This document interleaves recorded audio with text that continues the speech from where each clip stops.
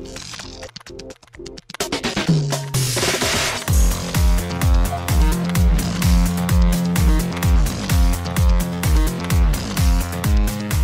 and welcome to Too Fast, Too Forever. There's all kinds of family, we chose this one. This is episode 63, Furious 7, Lap 5. I'm Joey Lewandowski. I'm Joe too, and this episode's brought to you by the Connecticut Parachutist, skydivect.com. Connecticut Parachutist Skydiving Club was established in 1962 and moved to the Ellington Airport in 1970.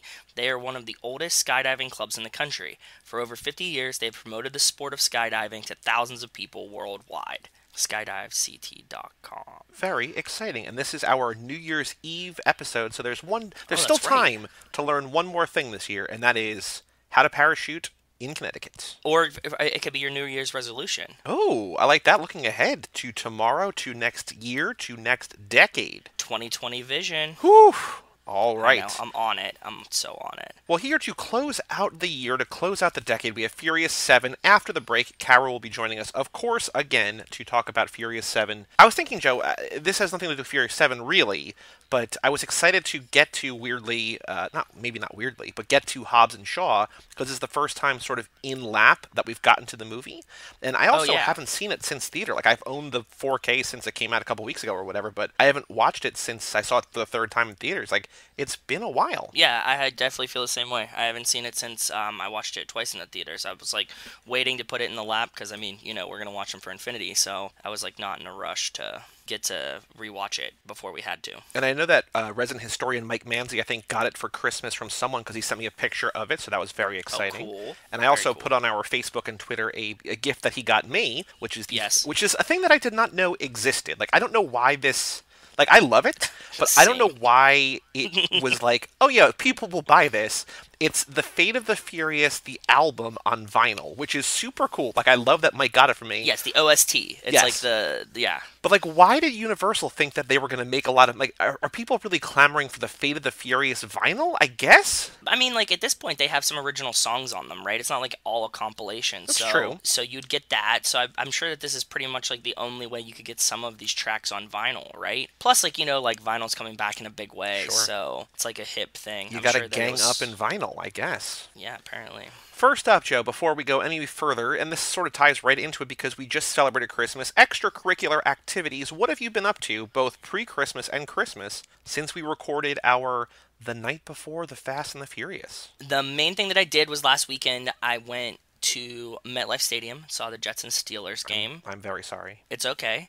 They lost. We used 2 quarterbacks in 3 different arrangements, so that was always fun, right? Yeah, I like that you wore a jersey and the guy's like, I'm going to throw a bunch of picks and I'm going to get myself taken out of the game. Like, that's a nice way to support the fans. But then they put in Mason Rudolph, and then he got injured, and then Duck came back in the game. Either way, it was a blast. I mean, like, I'm not expecting much from this season from the jump. I had fun. Me and a bunch of our friends went. We, like, you know, drank some beers beforehand in the parking lot, went in. There was a ton of Steelers fans there. Obviously, it was about 50-50, I would say. Oh, wow, okay. Well, I guess there aren't really Jets fans who want to go to the end of the season when they're like already out. Yeah, everybody was fun in the stadium. I like Jets fans. We go to, you know, we've said it before, we go to games down there just because I think that they're fun. Their fans are fun, and it's just like a fun day to go see a game. That was about it. I didn't do anything for Christmas. I just hung out. It was awesome. It was like a really quiet, nice Christmas for me. Good. Very cool. Christmas, I guess going backwards, Christmas, my sister flew up from Texas.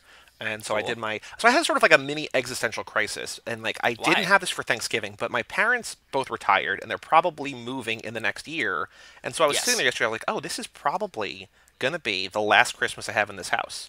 And I didn't really get like wistful for the house, but more so for like, oh, everything's going to change. Like, I think that's sort of when it hit me. You know what I mean? Like, you're going to have to go to wherever they retired to now for Christmas if you want to go with them. And like, exactly, which I don't mind, but it's just like like everything that I'm thinking about is going to be different. And I didn't have that on Thanksgiving, and I don't know why. I don't know if it was because my sister wasn't up or whatever, but like the fact that I would have to fly to Texas or wherever they move, you know, I'm just like, oh, like it's not going to be bad. It's just going to be weird and different. And the things that I sort of have kind of taken for granted for a while, I'm just like, oh, like everything's changing very soon. Yeah. So that was fun. I was just like, oh no, like this is weird.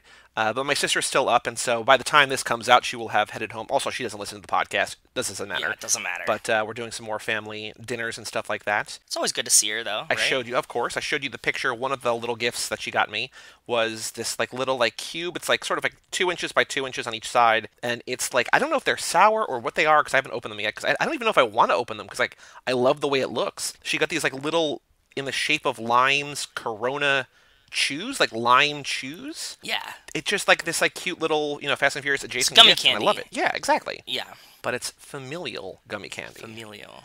True, it is. What else have I done? I think I just saw... so I went to... Past guest Christian Larson had a Christmas party on Friday night, so I went there. I saw him, and also past guest and future guest Brian Rodriguez was there too, so that was very fun. Nice. And then the only other thing that I, keeping my streak of brief movie reviews going, saw the new Star Wars, really liked it. Seemed to be like one of the only people who really likes it. Although it feels like it was weird. It was a mixed bag. I saw like a lot of great reviews. Like people were like, "This is awesome," and then I saw a lot of people being like, "They ruined everything." It's very weird, and I think part of the reason that I really liked it is because I was expecting so little. Like I don't really expect anything of these movies because I didn't, like I've said, I didn't really grow up on Star Wars. We talked about that. Yeah. But I think because everybody came out with just like, this movie is terrible, it ruins the franchise, I was like, oh, this is going to be bad. And then I was like, oh wait, no, this is fun. Like it's kind of all over the place. Surprised. Who cares? It's fun. So I really like that. On Saturday, I had a very full day, and this is when Mike gave me the vinyl, because I went up to, because we sort of have now a 3-year running annual tradition of like getting together and seeing 2 or 3 movies in December at the mall near him. And so I went up there, we recorded a podcast for Hanks with the Memories, then we went to see Cats, which was... Hoo boy. I can't wait to see it. I don't have words for Cats. Okay, perfect. Language does not describe Cats. Cats is beyond, transcends time and space, I think. And Did language... you see the patched version? No, I saw the original version. I saw the OG version. Oh, okay. There is apparently one thing that they're fixing, I think, is that one scene toward the end, Judi Dench, who plays a cat, because everyone plays a cat, she has a human hand at one point. Yep. But Cats was who? And then we saw the new Charlize Theron movie Bombshell. I feel like that was. Oh no, it was Atomic Blonde. So she did Atomic Blonde and then Bombshell. Yes. And this is about the Fox News, the firing of Roger Ailes for sexual misconduct. Yeah. And so after... Isn't Margot Robbie in it too? Yes. It's her and Nicole Kidman and Margot Robbie. And damn. After we saw the movie... my favorite ladies. I won't go too in-depth on it because I've already talked about it, because we went back to Mike's house, and then Cara, of this very lap, came over Mike's house, and she and I and Mike talked about Bombshell for our Watch the Throne podcast. Nice. And also talked about Jailhouse Rock, Elvis's third movie, for our Viva Pod Vegas. So I saw 2 movies and did 3 podcasts with Mike on Saturday. Very exciting, very full day. And that was kind of what I've been up to. Oh, I also do want to point out, I sort of have teased it on here, I think, a little bit, but just like I did my favorite TV shows of the decade, I put out my favorite movies of the decade. So if you go to cageclub.me, on the sidebar on desktop or the bottom on mobile, you can see that post. If you care about the movies that I love, I mean, spoilers, a couple Fast and Furious movies on there. Go check that out. So that's basically all I've been up to, which is kind of a lot and also kind of not a lot. I have one last thing, and that's something that Mr. Wes Hampton reminded me of. This episode's coming out on New Year's, so if you happen to be listening to this in the morning as it comes out, I'm going to post it on social media too, but reminder, CNN's New Year's Eve broadcast is the wackiest, zaniest shit you've ever seen, and you should probably watch it. But I'll put it on the social medias too, and hopefully you guys check it out and catch it. It's definitely not political or anything like that, so don't be like worried about like, how intense it gets. It's not. It's just Anderson Cooper getting wasted. It's completely chaos. So Andy Cohen getting wasted, Don Lemon getting wasted, everybody getting wasted, just, Anderson talking Cooper nonsense. Skyping with his parents for some reason every year. There's a drag show at some point. It's just wild. It's the least CNN thing that they do all year. I also can't imagine, the festivities of ushering a new decade. Like, it's going to be the next level, I can imagine. I hope so. It's going to be an all-timer tonight. It is. It seems like it gets zanier every year, right? Like, the more we watch it, like, the wilder it gets, so... Like, I wonder if there's, like, a bell curve where it was, like... It maybe started with, like, I can't believe we're doing this on TV, and then, like, once they're like, oh, yeah, this is fine, if they, like, sort of try to push the envelope a little bit more, you know what I mean? Because it's almost like, I don't know. Because I think the initial appeal was like, I can't believe this is CNN, and now that it's sort of like, oh, this is just what we do, it's like, well, like, what are they going to do this year? You know what I mean? Like, it's not like, why is this happening? It's like, well, what's going to happen next? And I don't know if they're, like, intentionally trying to push it, or they just, like, got away with so much the year before that it's kind of just, like, kids, like, they just keep, like, pushing the boundaries unintentionally. I don't think that they're planning it to be like, okay, like, we got to top last year yet. I think it's just like, oh, like, we got away with this last year, so let's try this and see if they, like, get pissed about it. I'm very excited to see what happens tonight. Wink, wink. Tonight on New Year's Eve. You know, what time does it probably start? Like 7 or 8. It's like it's a while. Like, and it goes into the wee hours of the morning. You know, they'll do New Year's Eve in New York, so that's at midnight, and then they go to like Denver for like 1 a.m. or somewhere. You know, like maybe like I don't know, Louisiana or something. I think they do one in Louisiana. Then they do like Denver. Then they do like California or something, so it goes till 3, and they do like 3 different New Year's Eves for it. Crazy. Yeah. Cool. So we have a Patreon page here on the show, toofast2forever.com, if you want to go over there. So here's a thing. Okay. What? Actually, let's talk about the Patreon after the mailbag, because we got clarification or a question or like a revelation in the mailbag about Patreon, so we'll do that later. Oh, you also have an idea about something to add to the Patreon, which we'll talk about later. Do. I forget what it is, though, so I hope you remember. I do. And I also, of course I do. That's my job. And also, I want to talk about reviews after, because we've sort of got a little bit of a revelation there, too. There are no new reviews, but let's get to the mailbag, and this will all come full circle. Hopefully. Yes, exactly. Okay, 3 emails today, Joe. First up from Justin Kleinman. Subject line, Francoeur's Fallen Star. Okay. And he wrote, if you remember, last episode... Yeah, it's the baseball player, yes, right? We read the review by this wonderful review written by Francoeur's Fallen Star. We're like, who is this? And I should have, and I'm so bummed that I didn't, because I thought it. When Justin joined our Patreon and when he emailed us, it was the same date that this review was written. And I should have said out loud, I bet it's him, because I feel like it's the kind of thing like, let me just spend half an hour, do all my Fast and Furious things, make these guys really happy, let me show the world how good of a person I am. This is all Justin Kleinman said. All complimentary, of course.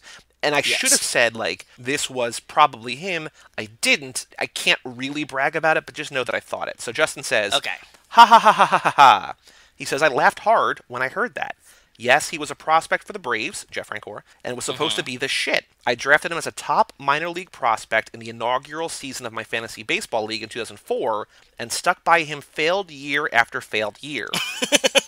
I made him my mascot and apparently named my iTunes screen name after him. I literally had no idea that my name was that. Although I have an iPhone, I stream everything through Spotify, so I made a special trip to iTunes to leave that review, and I meant every word of it too funny. Well, thank you for the review, and that's awesome that you actually nailed it. You called it. That's really good. Because I was just like, it feels like the kind of thing where, like, I remember when Alex Ellenin joined our Patreon, like somebody who had never written in before, he joins the Patreon and sends the first email. Like, to me, it makes sense that, like, if you're going to do one thing, you're going to do, like, a few things in a row. And so whether that's, you know, doing something on Patreon and sending us an email, or email and review, or whatever. And so I thought it could be the case, but I'm glad. Confirmation. And also, thank you, Justin. If you want to, anybody else wants to follow in Justin's footsteps, give us the gift that keeps on giving.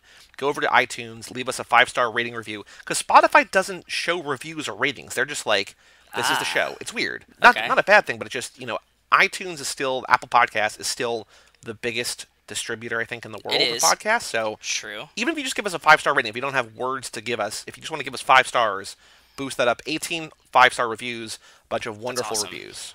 Thank you, guys. Justin continues. Justin. I didn't realize that Patreon people got an early listen to the podcast. He says it came through at the perfect time while I was getting drowsy behind the wheel on a long drive. Interesting. Okay, cool. So here's what I wanted to say. We've mentioned before, but maybe we don't mention enough, that there's a bunch of perks over on Patreon. This podcast is free, will forever be free, but if you do support us on Patreon, you get access to swag and merchandise. You get, not access to, you just get swag and merchandise. Like right now we have stickers.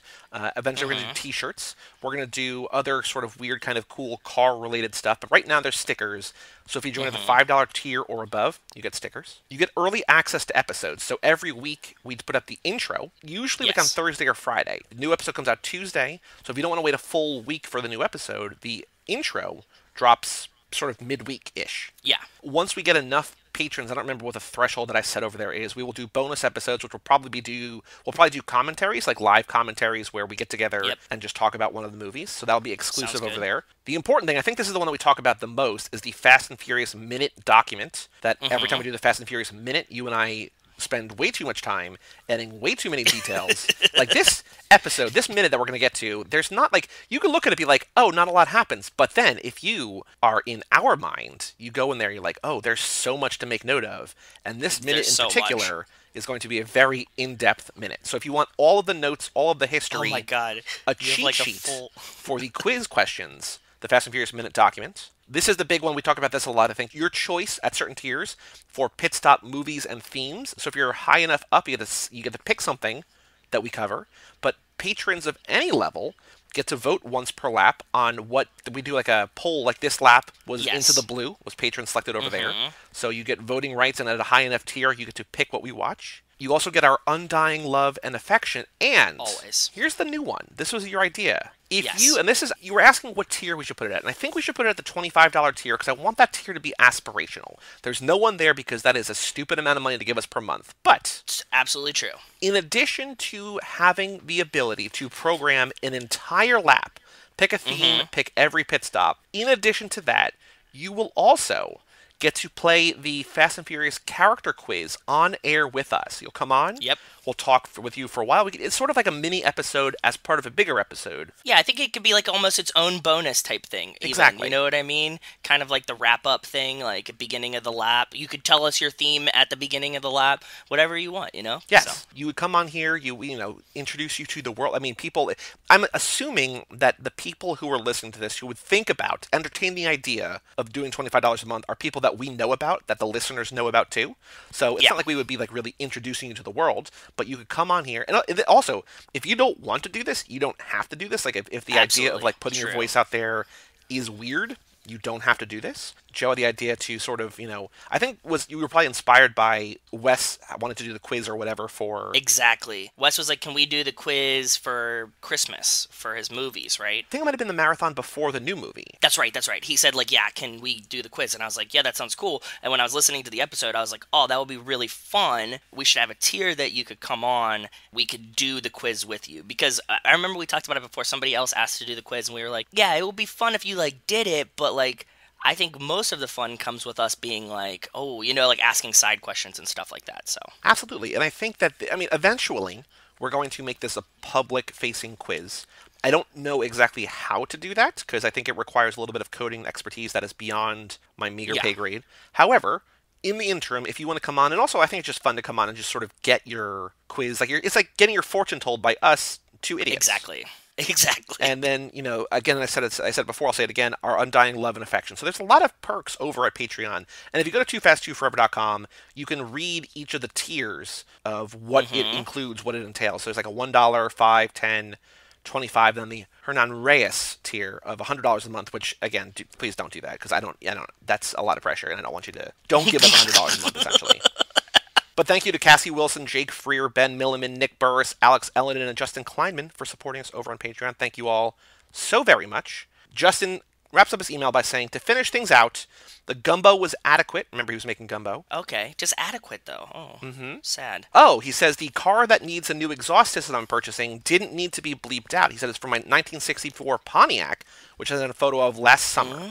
So the car that we have not guessed, that we're going to guess on this episode, I think, is a new car that he got. Is a new car, but the one that he needed the exhaust system for was for the last car. Okay. So thank you, Justin, for sending in. Thank you for clarifying the Frank Core's Fallen Star. I can't believe you got the baseball player. I can't believe you got it right. That's cool. I mean, Frank Core's kind of a unique... It wasn't like Steve the Fallen Star or something, right? Like, it's not Joe Smith's Fallen Star or whatever. It's just like, oh, okay. And plus, I wonder... So, Justin, I have a question for you. Did you get that Fallen Star name from that blog post, or was the blog post written by you, or is it just like a coincidence? Because remember, I found like from Hero to Fallen Star. Yeah, you searched it. Yep. Or was that like his common nickname or something? I don't know. Like, I want to know a little bit more information on Jeff Francoeur, please.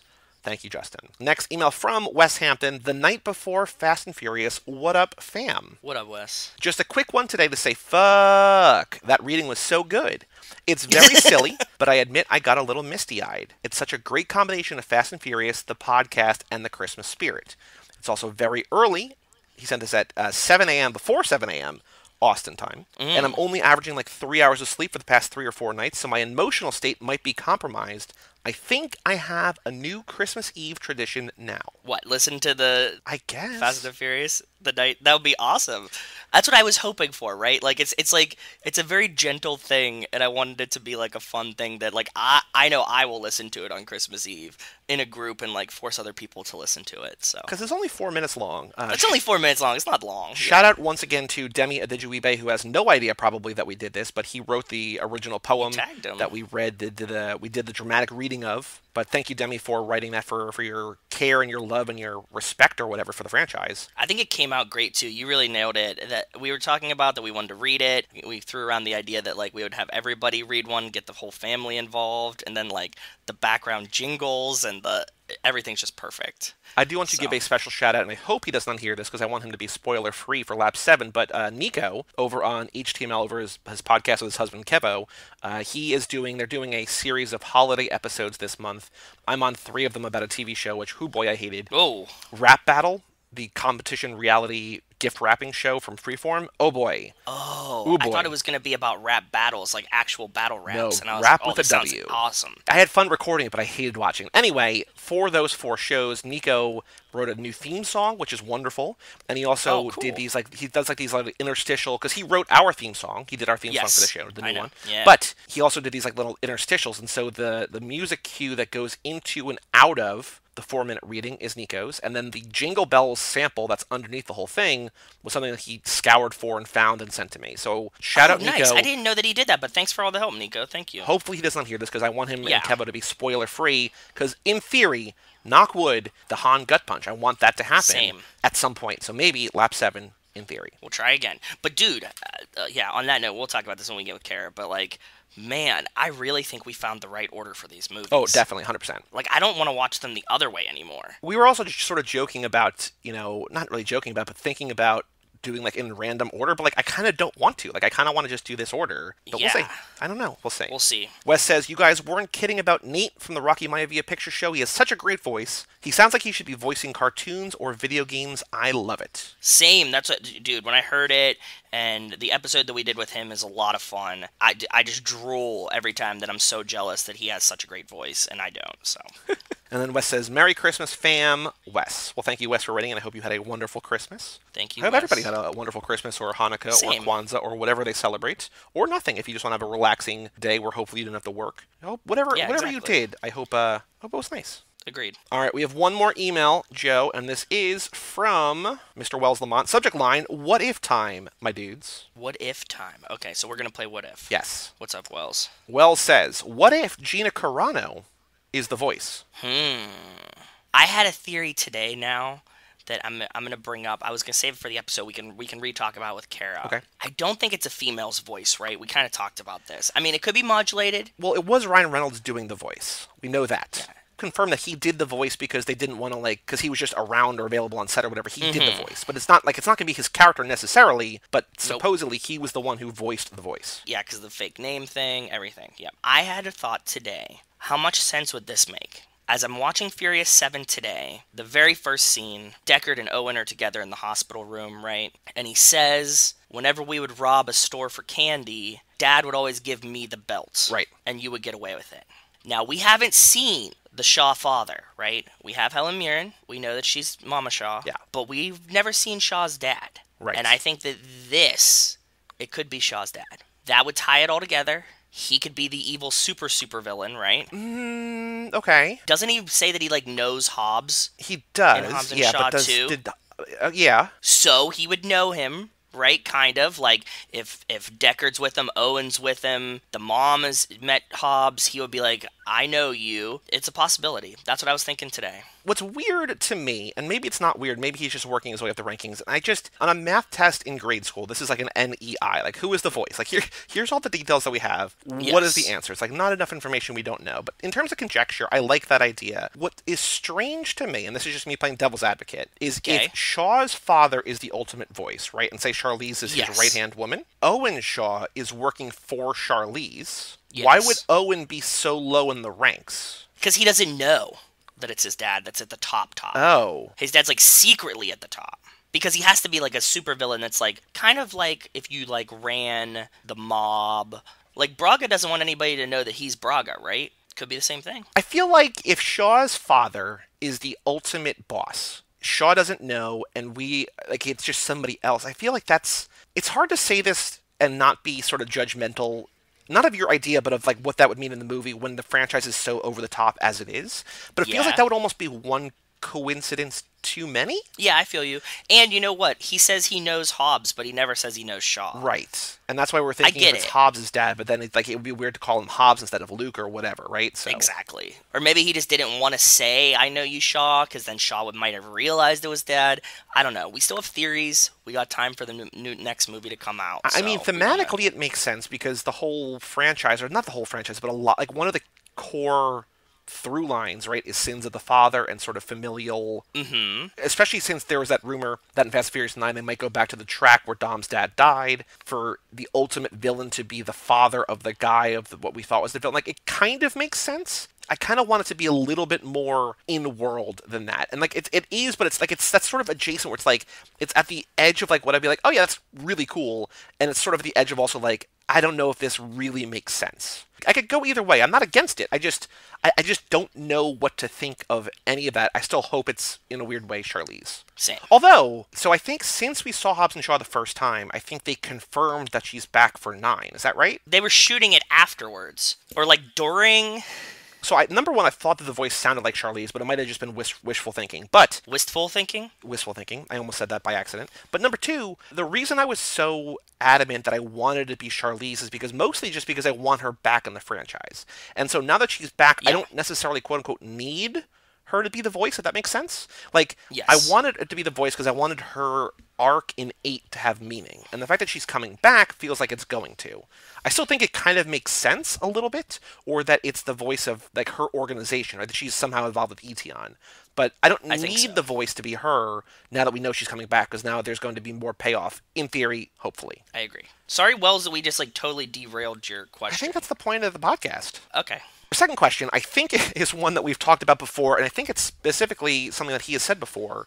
What if No Knees Denise is the voice? He did. He did say No Knees Denise is the voice. Which would still be wonderful. We're still hung up on this. It sounded like a guy. He sounded like a man. What if, at the beginning of 6... So these are now, like, what ifs, just, like, alternate reality kind of things. Okay. What if, at the beginning of 6, they catch Shaw on their first attempt, and the rest of the movie is all of them in court going through the process of getting their pardons? It's going to be like Glengarry Glen Ross or something. Is that in court? I thought that was just like in the sales room. Am I thinking of the wrong one? What's the one? There's one that's in court, sorry. What if at the very beginning of 6, instead of The Rock handing a folder to Dom and Dom opening it up to find a picture of Letty, he showed him a video on his phone of Letty having sex with Roman, and the first 20 minutes of the movie was a porno.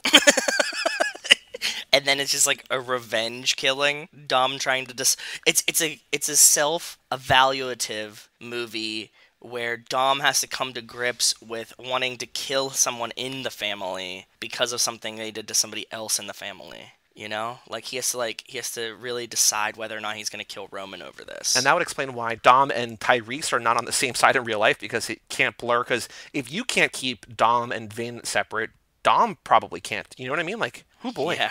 I'm surprised we don't have more extended sex scenes in the early ones. Kind of The Room style, you know what I mean? Like, I'm surprised that, like, that Brian Mia situation, but I think it's just because PG-13 rating. Or just, not that kind of show. Not that kind of movie. I guess. What if, at the beginning of 1, Brian wins the race and gets everyone's respect, but Ja Rule saves Dom and bangs his sister, but since he's not a cop, he couldn't locate Dom and the team on the last heist, and the truck driver actually kills them all, and Too Fast is the beginning of a 10-movie series with just Brian and Roman. No Sean or Twinkie.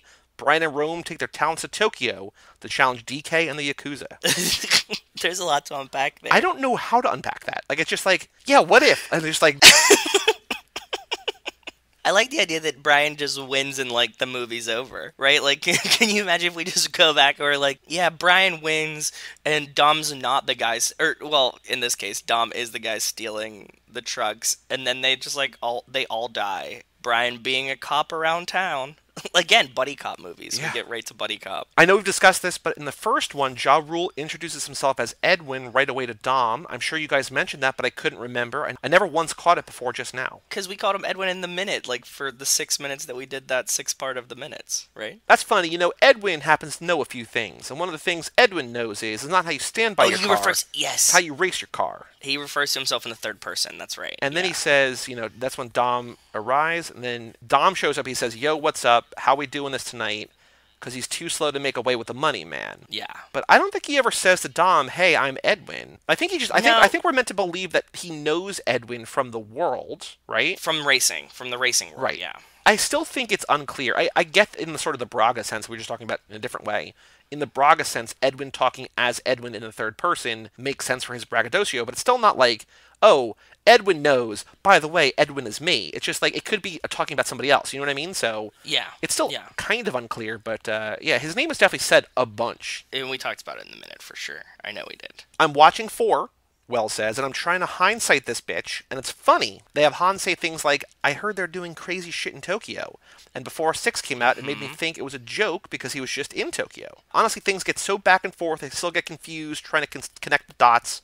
That's why I love this podcast. I need you guys for this stuff. That's what we're here to do, for sure. Give it a watch in the order that we just said, in the order that we're doing this lap. And I think it actually brings a lot of clarity to the movies. Because if you think about, like, it would make zero sense if can you imagine if they came out in the order of the story? Like, they did 6, and it's like, holy shit, these last 2 movies have been crazy. Can you believe it? And then let's get rid of everyone. What's the next one going to be? Oh, Tokyo. They're going to Tokyo? Wait, is that? That's not Paul Walker. Who's that? Wait, where's Vin? Wait, who's this guy? Lucas Black? Yeah. Like, can you imagine if that came out? But as Wells said, as you're trying to hindsight this bitch, the first time you see Han, the first line Han says is, "I hear they're doing things in Tokyo." You might know that there's a movie Tokyo Drift, but you don't know his tie there. You don't know that's where he dies, and so I think it works a lot better. Yes, because instead of like a winking joke, it's like, oh, like it's actually aspirational. Yeah. Why in 4, Wells writes, when they fuck up the face recognition, do they blame it on Brian? If Stasiak would have just waited instead of jumping the gun, it wouldn't have gone down like it did. I never understood that. I don't know what he's talking about. I think it's at the end when they're waiting for the facts, and they're like, "Oh no, we know who Braga is. Campos is Braga. Braga is Campos." Oh, I don't know what else could be. So yeah, that's definitely it. They like just run, and then they're like, "Oh shit, no!" And they just I mean, well, movie things. You need some drama. I think it's just that Brian is just bad at things in general, and that it's easy to blame him for things, right? Don't let Wes hear this, but Brian is a shitty cop. Yeah. All right, Wes, you can listen again. Kenny Powers. We're talking about Eastbound and Down. Kenny Powers is based off a real pitcher in Major League Baseball. I forget his name, but you can Google it, and it should pop right up. Some outrageous ball player popping off. Was it Wade Boggs? Isn't that who it was? No, I don't think so. Well, maybe. Hold on. I saw a name. Because didn't Wade Boggs drink all the beers on the planes? Like, yeah. So there's a Vice article that said the real Kenny Powers ? And it was about John Rocker. I didn't even know it was based on a real guy. That's actually a really cool fact. Thanks, Wells. Do you remember John Rocker? Nope. So John Rocker was a closer for the Braves in like the late 90s, I think, okay? Okay. And John Rocker was very, very good, but John Rocker was also an asshole. And I don't remember the exact quote, but he went up when he was playing, it was either when they were playing the Mets or when they were playing the Yankees, maybe in a World Series or something. He said something to the effect of, and I'm gonna clean this up. It was basically like, I can't believe there's all these like R words and F words and whatever on the subways. Like, we need to clean this city up. And it was just like this like down home kind of racist redneck southern country boy like in the big city, and like, I can't believe there's all these different kind of people that make me uncomfortable. And like, he just said this thing and people were like, oh, you can't, like, even back then, like when we weren't really woke, it was just like, oh, you can't say that. The very, very first scene in Eastbound and Down is Kenny Powers doing post-game interviews saying wild shit like that. So it makes so much sense that he was based on John Rocker, but it makes sense that you just, you know, at least the inspiration of like, why is this person who's basically paid to essentially keep your mouth shut and answer questions about the game, why are you like bringing like racism and bigotry into it? It's exactly what he does in like the very first scene, first episode. It's like a montage of him doing this, so that would make perfect sense. Well, I like that. Your story fits perfect. Wells writes, Dom says 2 years in Lompoc, I'll die before I go back. But in the next movie, he gets thrown in jail. Little fucking liar. Yeah. Okay, bros, until next time, oh yeah, happy late birthday to Joey and have a happy new year. Catch y'all on the flip side. Peace out. Wells. Well, thank you, Wells, for writing in. Peace out, anus piecers. Peace out, you anus piecer. I saw Wells post one of his Christmas gifts yesterday, and he got this really dope 49ers varsity jacket, and I'm really jealous of it, and I just want to tell everyone that. Oh, very cool. Did not the Niners part, but like old school Mitchell and Ness classic Niners throwback varsity jacket, like the satin ones, you know what I mean? Like the shiny ones. It was really cool. I want a Steelers version of it. It's really cool. Oh, wow. Yeah. Isn't that awesome? So it looks like you got the Niners jacket, which is awesome. The Lakers one was cool too, but the Niners one was like top tier for me. Yeah, the Lakers one's cool. The Lakers one's a zip up. Is the Niners one a button down, I think? Yeah, the buttons are really cool. It's the clippy buttons. Yeah, the old school ones. Yeah, wow, that's awesome. That's very cool. Well, that's all the emails that we had. If you want to email in family@cageclub.me, email in, let us know whatever you want to say. Just say hi. toofast2forever.com for the Patreon. We went through the entire list of perks over there. Each of the tiers shows what you get. If you want to leave us a review, 5 stars, say nice words over at iTunes, that would be truly appreciated. Thank you. Please. All right, Joe, next up we have to do On the Streets. So what's the news in the Fast and Furious world? I think the big one, since we last recorded, is that cartoon came out. The Netflix show Spy Racers is out, which again, we will be covering next week. I'm excited to watch it. I haven't started it yet, because in real lifetime, it came out, last night, yesterday? Today. Yeah, that's right. It came out day after Christmas, so it was probably, late last night. I haven't started it yet, but I'm excited to dig into it and get ready for the episode next week. Any other news that has really happened? Because we last week, when we did the night before Fast and Furious, we talked about the concert down in Miami and the trailer reveal there. Is there anything? I don't think there's been anything else. I also don't know. Yeah.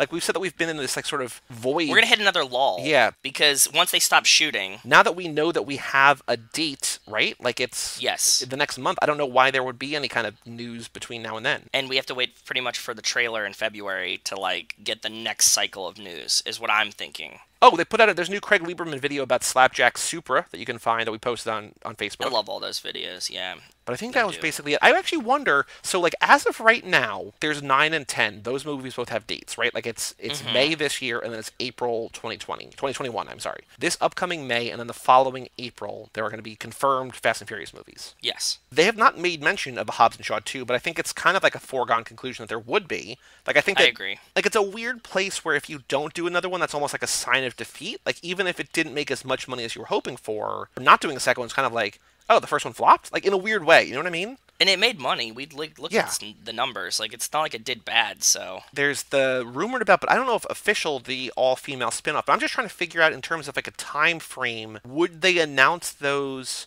I mean, we might not have official announcements for those until maybe 10 comes out. It could be a long time before they announce a new movie, right? Yeah, could be a long time. Because it's almost the kind of thing where, in the sports world, when A-Rod opted out of his contract during the World Series, it's oh, you don't do, why are you upstaging? It's almost like with 9 coming out, why do you take, I guess you could look one of two ways. Either, why do you take the headlines away from the new movie, or do you use the extra added juice of, people are excited now to oh, if you're excited about this, just wait until blah blah blah. You know what I mean? I don't know. Mm-hmm. I think they have to stagger it. They have to let the hype for 9 come out and finish before they start doing hype for 10 or the next movies. And I also think that 10 might get moved, and I think they're going to cut another movie in between it. With the way that Hollywood so carefully games out release dates, I feel like grabbing weekends months in advance, or years in advance, I feel like you almost kind of can't. It's as crazy as it sounds, you almost kind of can't. Interesting. Okay. All right, rock the vote. We need to see if there's any news in terms of Dwayne Johnson president. Sonic the Hedgehog thinks The Rock is present in a new TV spot, so that's something. We saw that in the trailer. Didn't I post it? Not on our pages, or maybe on Twitter, but not on our Facebook page, I don't think. In the new trailer for Sonic, I forget, it was on TV in the background, and he wakes up and goes, "What year is it? Is The Rock the president?" And I was like, oh my god, little does he know. Eventually, yes, but not yet, Sonic. Not yet. So no other news there. He has not since declared for the 2020 election on either side. The Democratic field wide open, Republican field, I'm sure if people are aware of the world, things have been going on over there. So it almost feels like this is a ladder match. It's ripe for the taking. The belt is ready for the taking.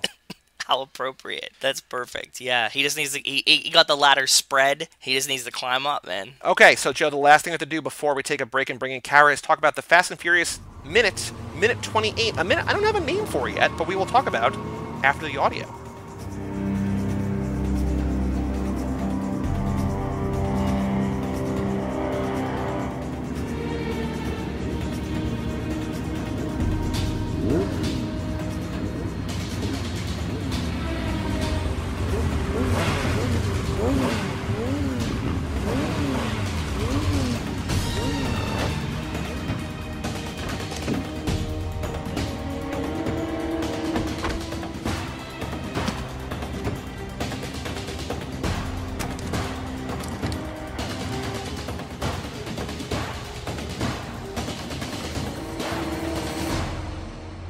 thought we had an agreement.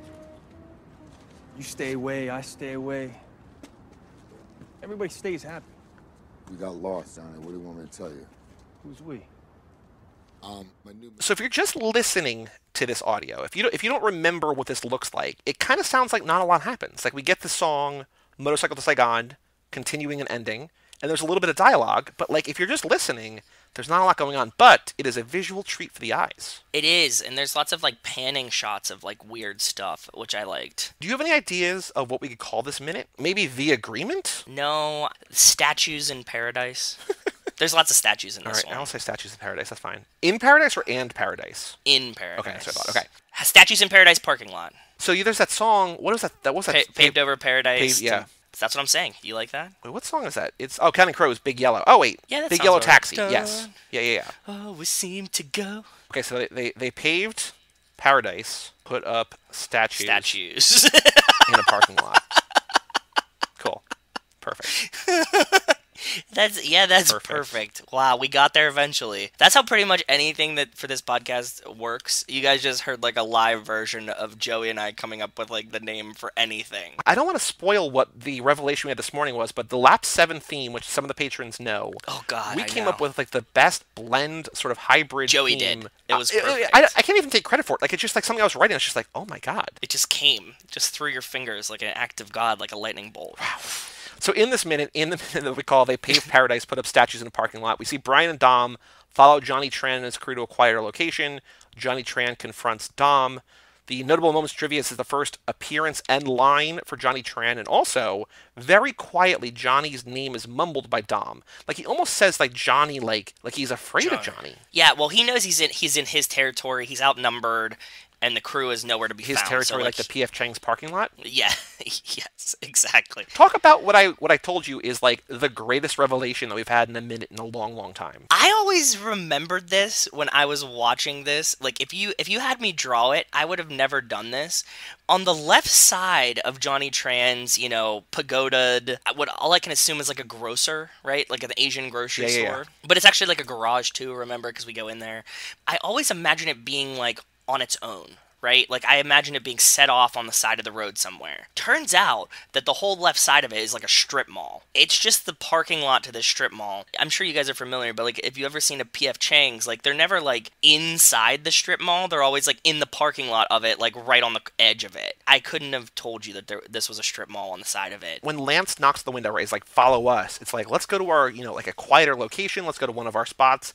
And they just pull into a parking lot. It's like, wait, what? Like, it feels like it's like their lair, their headquarters, but exactly, it's not. It's just the strip mall. You can go buy a Jamba Juice like right next door to Johnny Tran's place. It's like funny in a way that shouldn't be funny, but it's very funny. Yeah, it is. It got me good. I was like, damn, a strip mall is gonna be kind of watched. So like if they were having this evil like empire crime ring that they were like stealing DVD players, right? Because we assume like, Brian thinks that it might be Johnny Tran for a while, whatever. They would have to drive this giant ass truck to the strip mall in the only place that's like huge with like the back of the strip mall to unload them. So it would be like very obvious if they were doing this. They could just like put a cop like right in that Jamba Juice that's across the street. Well, I'm saying Jamba Juice, but it's not. And he would just like sit in one of those like the Radio Shack and just like peek over and like see if they were doing weird shit at night. What I really do love, my favorite little bit of revelation about where this actually takes place is that this is now a place that we could go to on our little tour of Los Angeles, because it doesn't feel like if they built this on a studio, like on a soundstage, you wouldn't build that left row of shops. Like, it would just be like, no, here's like a statue garden and here's the building, right? Like, there's like the entryway, there's Confucius, and then here's... Which is what I was assuming from the beginning. Like, when I like thought about it, this is what I thought that it would have been. Right, it's just like, it's like you were saying, like a P.F. Chang's or whatever, right? Like, it's just like, oh, this is just a place where it exists as something else. Let's just put another name on it so we don't get sued or whatever. It exists. Like, it might not look anything like that at all. Like, the statues might not be there. The statues might have been added after the fact. We can still go there and be like, here's the parking lot where Johnny Tran and Lance, intimidated Dom and Brian and blew up those cars. It has to be like a Chinese restaurant, right? Like, or Chinese grocer. And because they had to have like the pagoda parts. It's probably like in Chinatown or Koreatown or something, right? Like, it's probably... Yeah.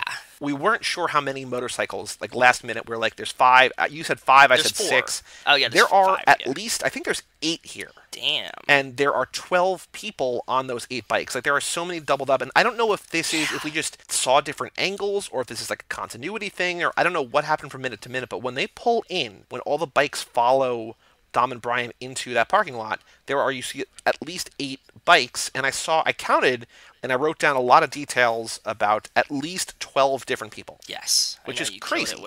Yeah. I'm curious what these actually entail, or what they include, or what they hold. Those, what look like really bulky backpacks that the 3 girls are wearing? Yeah, you can get those if you, like, have these motorcycles. So they're specifically made for bikes? For people that are riding bikes. Okay, they look so big. Overly big. They are, but they, like, kind of fit the styling of the motorcycle, too. Gotcha, okay. I think they make them, like, probably specific motorcycle... Like, they're hard shell, you know what I mean? So, it was just, like, in vogue. Well, what I loved about the bikes, and we can get into the actual bike details in a second, but I love like, everybody has a different helmet. Like, some just have, like, a kind of a plain, like, a dark helmet. But I made so many notes of all the different helmets and everything. And I would love to see, like, I think we talked about maybe briefly last summer, when I went up to Toronto, and I went to the Pro Hockey Hall of Fame, and there's, like, that hallway where it's just, like, all different goalie masks through the years, and, like, there's movie masks in there, like Keanu Reeves' mask from Youngblood, and everything is in there. Like, I want, like, a Fast and Furious Hall of Fame, and it's just, like, these motorcycle helmets, like, oh, shit,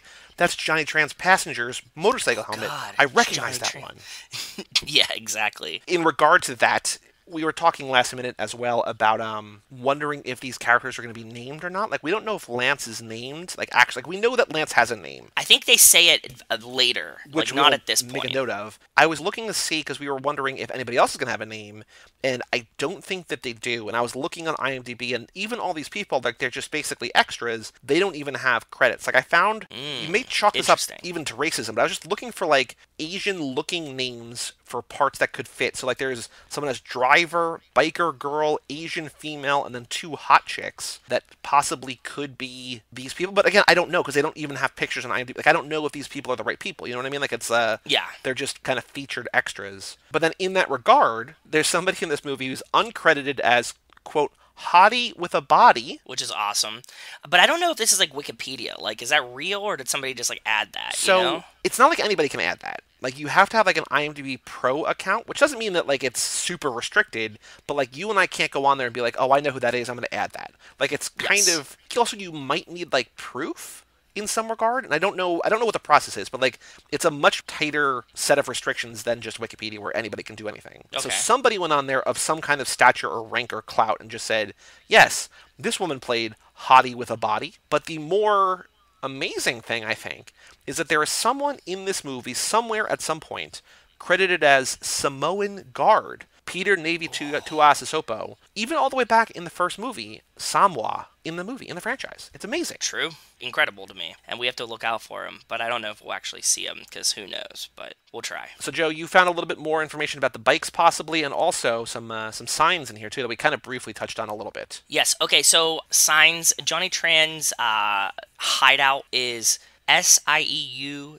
I think it's TIU, but then when you see the shot of the truck behind Dom, it says CUTHI. So I can't tell if, like, one's just blurry or if they're 2 different names. And, like, I obviously don't, speak whatever language this is in. I'm going to put THI because when you wrote that down, it's almost like that, which do you see? Do you see 2 faces about to kiss or an hourglass? Because on the sign, it does look like both. I saw TUI. And then you wrote down TH. I was like, what is that? How is there confusion? I was like, oh, I see that too. Because it's just like kind of vertical lines, and it's hard to tell where the horizontal lines are. It's kind of blurry. It's in the background. It's not in the foreground. Yep. T&K Food Mart. We talked about it being in the strip mall or shopping plaza. We get a great shot of the Confucius statue. Yes. It says Kung Fu Tse, and then in parentheses Confucius on the I like that the statue had a parentheses on it. It's like, hey, white people, this is what that means. Exactly. 551 to 479 BC, and then it also, in case you were really white and lost, it says philosopher underneath it. Yeah. Which is incredible to me. Love it. We officially see Johnny Tran's bike. He has the red one with the 2 headlights we were talking about in the background. It's a 97 Honda CRB 900 Fireblade. Ooh. There's the blue Yamaha. I forget who's on it, but it becomes like the very foreground bike in the shot, and it's a 1998 Yamaha YZF-R1, which is actually like a really that was like a very common type of Yamaha that everybody would have back then. Cool. So I think that the trivia question should involve the Confucius statue somehow. Okay. The game every time is like, how complicated, how difficult do we want to make this, right? Do we want the question, could it be as easy as who is the statue Whose of? statue, or what's Confucius's name? You mean Kung Fu Zi? Yeah.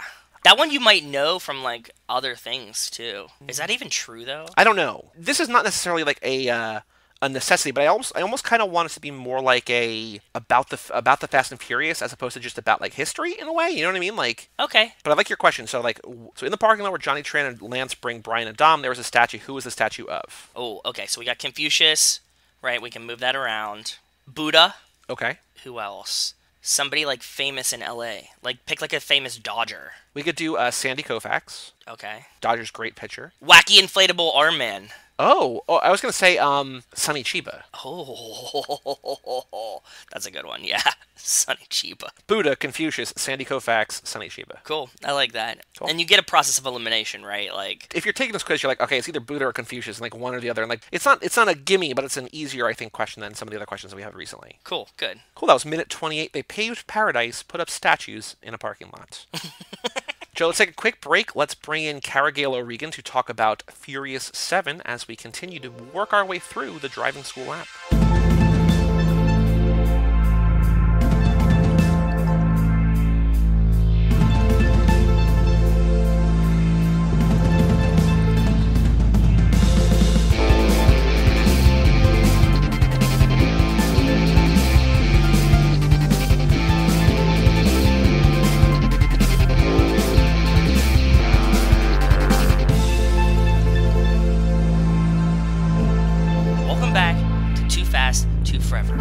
This is episode number 63, Fast and Furious 7. Nope. Furious 7. Yep. This episode is brought to you by Skydive CT. They have been at the forefront of many modern training techniques and have... Wait, that wasn't the sponsor at the top of the show. Yeah, Connecticut Parachutist, skydivect.com. Oh, okay. I'm so sorry. They have developed new techniques over the years. They're known as the House of Champions, where skydivers come to learn and explore the possibilities they can achieve within their sport. Thank you, skydivect.com, Connecticut Parachuters. Very, very exciting. Well, welcome back to the Driving School app. You just heard our intro to the episode, but joining us right now to talk about Furious 7. Cara, you got what you wanted. No more movies with Paul Walker after this with Brian. Are you happy? Oh, no, I don't know. It's not, no. It's all you. Listen, it's not that I want no Cara more Gael movies. Here. Hi. It's not that I want no more movies with Paul Walker. I just don't like Brian. Actually, so quick side note. We are about a minute into this episode, and I'm already taking a side note. You just watched a Christmas movie with Paul Walker that I had never heard of. Can you give a rundown of what this is, and should we cover it on this show? You should absolutely cover it. It defies description. Truly, how did this get made? Wow. It's like one of those like ensemble dramas. Mid-level, maybe indie, probably indie, must be indie from like 2004, extremely 2004. Oh wow, that is way, I don't know if you said that year, but that was way later than I was picturing. Okay, this is even more fascinating. Yeah, so starring Susan Sarandon, Paul Walker with a terrible New York accent, and of course he fucking plays a cop. Who else is in it? Oh, Penelope Cruz. And what's it called? Did you say the name? It's called Noel. Directed by, I forget the guy's name, but he's like a character actor that's in like, he's like, oh, it's that guy. Oh, Chaz Palminteri. Yeah, that guy. Yeah, it's this weird, like, not really ensemble drama, actually, because it's just like these different characters and their paths individually cross, and it's Christmas Eve or something. So it's like Crash. Sure. Just kidding. It's like a lot of things and also nothing. You just have to see it because it's so bad and so confusing, confounding. We didn't know it existed. This would have been a great Christmas episode. Joe, do you know, so Chaz Palminteri, to put this in context for you, is Dito's dad on A Guide to Recognizing Your Saints. Oh, yeah, that guy. Basically the one guy who looks like he should be in The Sopranos but was not in The Sopranos. Yes, yeah, and he was in like a bunch of other gangster movies, though. I clicked on his IMDb profile, and his bio reads something like, he's a natural successor to the Italianate tradition of filmmaking, and was like, okay, well, that's Miracles a bold are closer statement than you think. Yeah. Oh, this movie's on Prime. It's easy. You can watch it for free. Also, Robin Williams is in it. Cool. Jesus. It's so weird. Wow. So, Joe, maybe what we'll have to do in future Decembers is Christmas in July. Well, we could do that, but I was thinking that now that we have the very special reading that Cara helped us with, the night before Fast and Furious, we could do a Christmas episode related to the Fastiverse, and it could be Noel next year, and we can go from there. We'll see how it goes. I like that idea. That's cool. Instead of doing, and we could actually clip the reading back onto the end. Exactly. It's planning all day today. Deals all day at Rasputin. Before we get into the conversation here, Cara, we have what we have not done in several movies because we ran out of relevant questions. We have 3 either-or questions for you. Oh, yay. For this movie. Are you ready for them? I'm so ready. Number 1, do you prefer, as Dom and Mr. Nobody, Kurt Russell, talk about in this movie, do you prefer a Corona or a Belgian ale? I don't drink alcohol. So I will say neither. Water. Very hydrating. Mm-hmm. Hydration's important. It is. I've been on this Pedialyte kick. Oh, hell yeah. I drink Pedialyte all that. I'm prone to chronic dehydration. My favorite is actually the ice pops. Like you can get freeze pops. Yeah. I just got on the Pedialyte, the bonus, the plus in the black box, the strawberry one. Oh, and I bought some Drip Drop that I'll report back with. Stay tuned for a very exciting future extracurricular activities about that one. I can tell you that much. About hydration. Yeah. Joe, what have you been up to? I don't know. I've been hydrating. Okay, cool. Good update. Thank you so much. There's a long story that involves. I'll tell it eventually. All right, Carol. One of the most hotly debated, fiercely split questions that we have here. Would you rather, like at the end of 6, so think back 2 movies ago, there's a little bit of a split here now. 2 movies ago, would you rather drive a car into a plane, or, knowing it'll be safe, just like in this movie, would you rather fly a car out of a plane? Oh my god. Oh, wow. You have to pick one. You're safe either way, but you're going to live through it and you're going to be terrified as you would be. But you guys, I have a heart condition. Jesus. Both of those situations would be incredibly stressful. Yes, I know. I agree. I might have a fainting goat situation on my hands, but I mean, you could opt out again. The other people have not answered the question, but I want to give you the option here. I always have wanted to go skydiving, but I truly don't think my body can handle it. So I'm going to go with driving a car onto a plane. Onto a plane. Okay. So unlike Bodhi and Johnny Utah, skydiving. Yes. Yeah. Which you just covered over on Wistful Thinking. You were going to be taking a car into a plane rather than out of a plane. Okay. Now this last one, open-ended question. I don't think we've really had one of these yet, but an open-ended question. Joe and I, the 3 of us are pulling a heist, okay? Mm-hmm. And Joe and I are in the back room doing what we do, and we're like, Cara, we need you to distract the group. And you're like, I got it. And you go up there and you sing a karaoke song. What song are you singing? Okay, to preface this, I'm not the person that you send to distract everyone. I'm either chameleon, I'm data person, computer Good with person. circuits, etc. Yeah. I'm definitely not a Tyrese. But, okay, my usual... What's the first song you thought of? Like the first song? The Pina Colada song. Oh, If You Like Pina Colada. That one? That is often my go-to karaoke song. That's by Rupert Holmes, is that right? Yes, that is correct. All right. We got a lot of great answers for this one. Oh, what have other people said? We got Bee Gees, More Than a Woman. We got Mariah, All I Want for Christmas Is You. Those are Joe and my picks. Brian Rodriguez would sing Danza Kuduro. We have Seal's Kiss from a Rose. We have Ace of Base, I Saw the Sign. Baby Got Back, I Will Survive. Work It.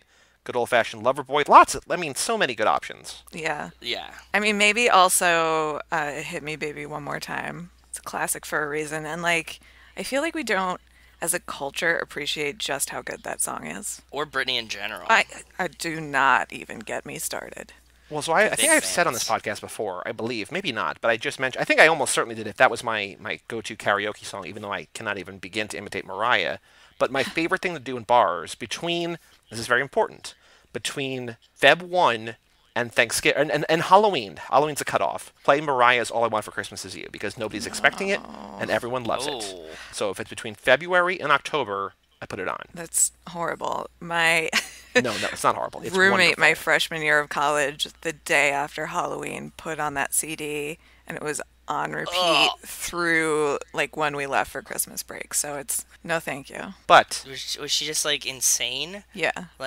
Oh god. What I have also found it depends on how the bar reacts, but if they go crazy for that, you follow it up with a quick Britney, and the place erupts like a baby one more time. Yeah, I could see that's a recipe for like disaster. Toxic, right into Toxic, and it just no, because goes Toxic bananas. you can't sing along to. It has to be Yes, like you can. it's the. You could definitely sing along to Toxic. I think the baby one more time has a more iconic to use Brian's vocabulary. It is. It depends on if they were singing to the All I Want for Christmas Is You or just hype. I would go Toxic or Hit Me Baby One More Time. There was if they wanted to sing along. There was a really interesting version of Toxic in either the new Black Christmas or Bombshell, and because both movies are about the same thing, I can't remember which one it was. But I think it was Black Christmas. Yeah, I don't think it was Bombshell because I saw that more recently. I don't remember being in there, but it also I think it would fit probably more. I mean, it would fit in both. I think it would fit more closely in Black Christmas. I need to hear this Toxic remix. That's one of my favorite songs. Yeah, it really is. Like, it's one of the best songs of all time, perhaps. All right, well, it's time now to talk about Furious 7, and let's kick things off with not the last time we can play it, but the last time that the namesake is going to be in the movie. Let's talk about the game show that's sweeping the nation. That's So Brian. That's So Brian. Did it. Cara, if you have to pick, is there a moment here? I have a real hot take on who the most Brian character is in this movie, but I don't want to spill. Brian. I don't want to show my hand. You think it's Brian? No, I actually wasn't even thinking about this when I was watching this one. Brian wasn't that Brian in this one. I think the most Brian character in this movie is Dom. Oh. Hot take. Wow. Interesting. Why? So a few different things. We open up, right, and he's driving Letty to Race Wars. Yeah. We talked about specifically in Fast and Furious 6 about how Cara had a new perspective on that scene and about him being like very physical with her, and like it was kind of sweet but also kind of like, ooh, like this is not creepy. Like she doesn't remember him. And I think here when he's saying, they say an open road helps you think about where you're going, where you've been, where you're going, blah blah blah. And he's like, this doesn't bring, like, you don't remember any of this. And she says, like, that's not fair. You know that I don't. And I feel like he's trying, but it's still like, dude, like, give her time. Like, I feel like he's oblivious to her recovery period. Sensitivities. And I think that's a very Brian, just like sort of not aware of his surroundings. Mm-hmm. Just it only matters how he feels in this, which is he wants her to remember. I also think that's followed up very quickly with when they get to the house, when they get to 1327, and, Brian and Mia are loading Jack into the minivan, and then there's just like a box on the porch for who knows how long. And Mia's like, hey, Dom, you got a box out here. And I feel like all of them in that moment are very Brian. Like, I don't know about you, but like, if I get a box here, like, I'm not just like, oh yeah, I'll open that when I open that. It's like, let me see what this is and open it right away. In the grand scheme of things, it's good that they didn't because it's a bomb. But at the same time, how long has that box been there? It's addressed to Dom. Dom, why are you not opening it? Like, I feel like that's just a very, what is happening in this moment? Yeah, and that's like a porch that you could definitely steal stuff off of, too. You know what I mean? And why didn't you get it sent to Toretto's Cafe, where you should be? Because no one remembers that. Like, that's not where he works anymore. Okay. Yeah, Fair. do they even have that cafe anymore?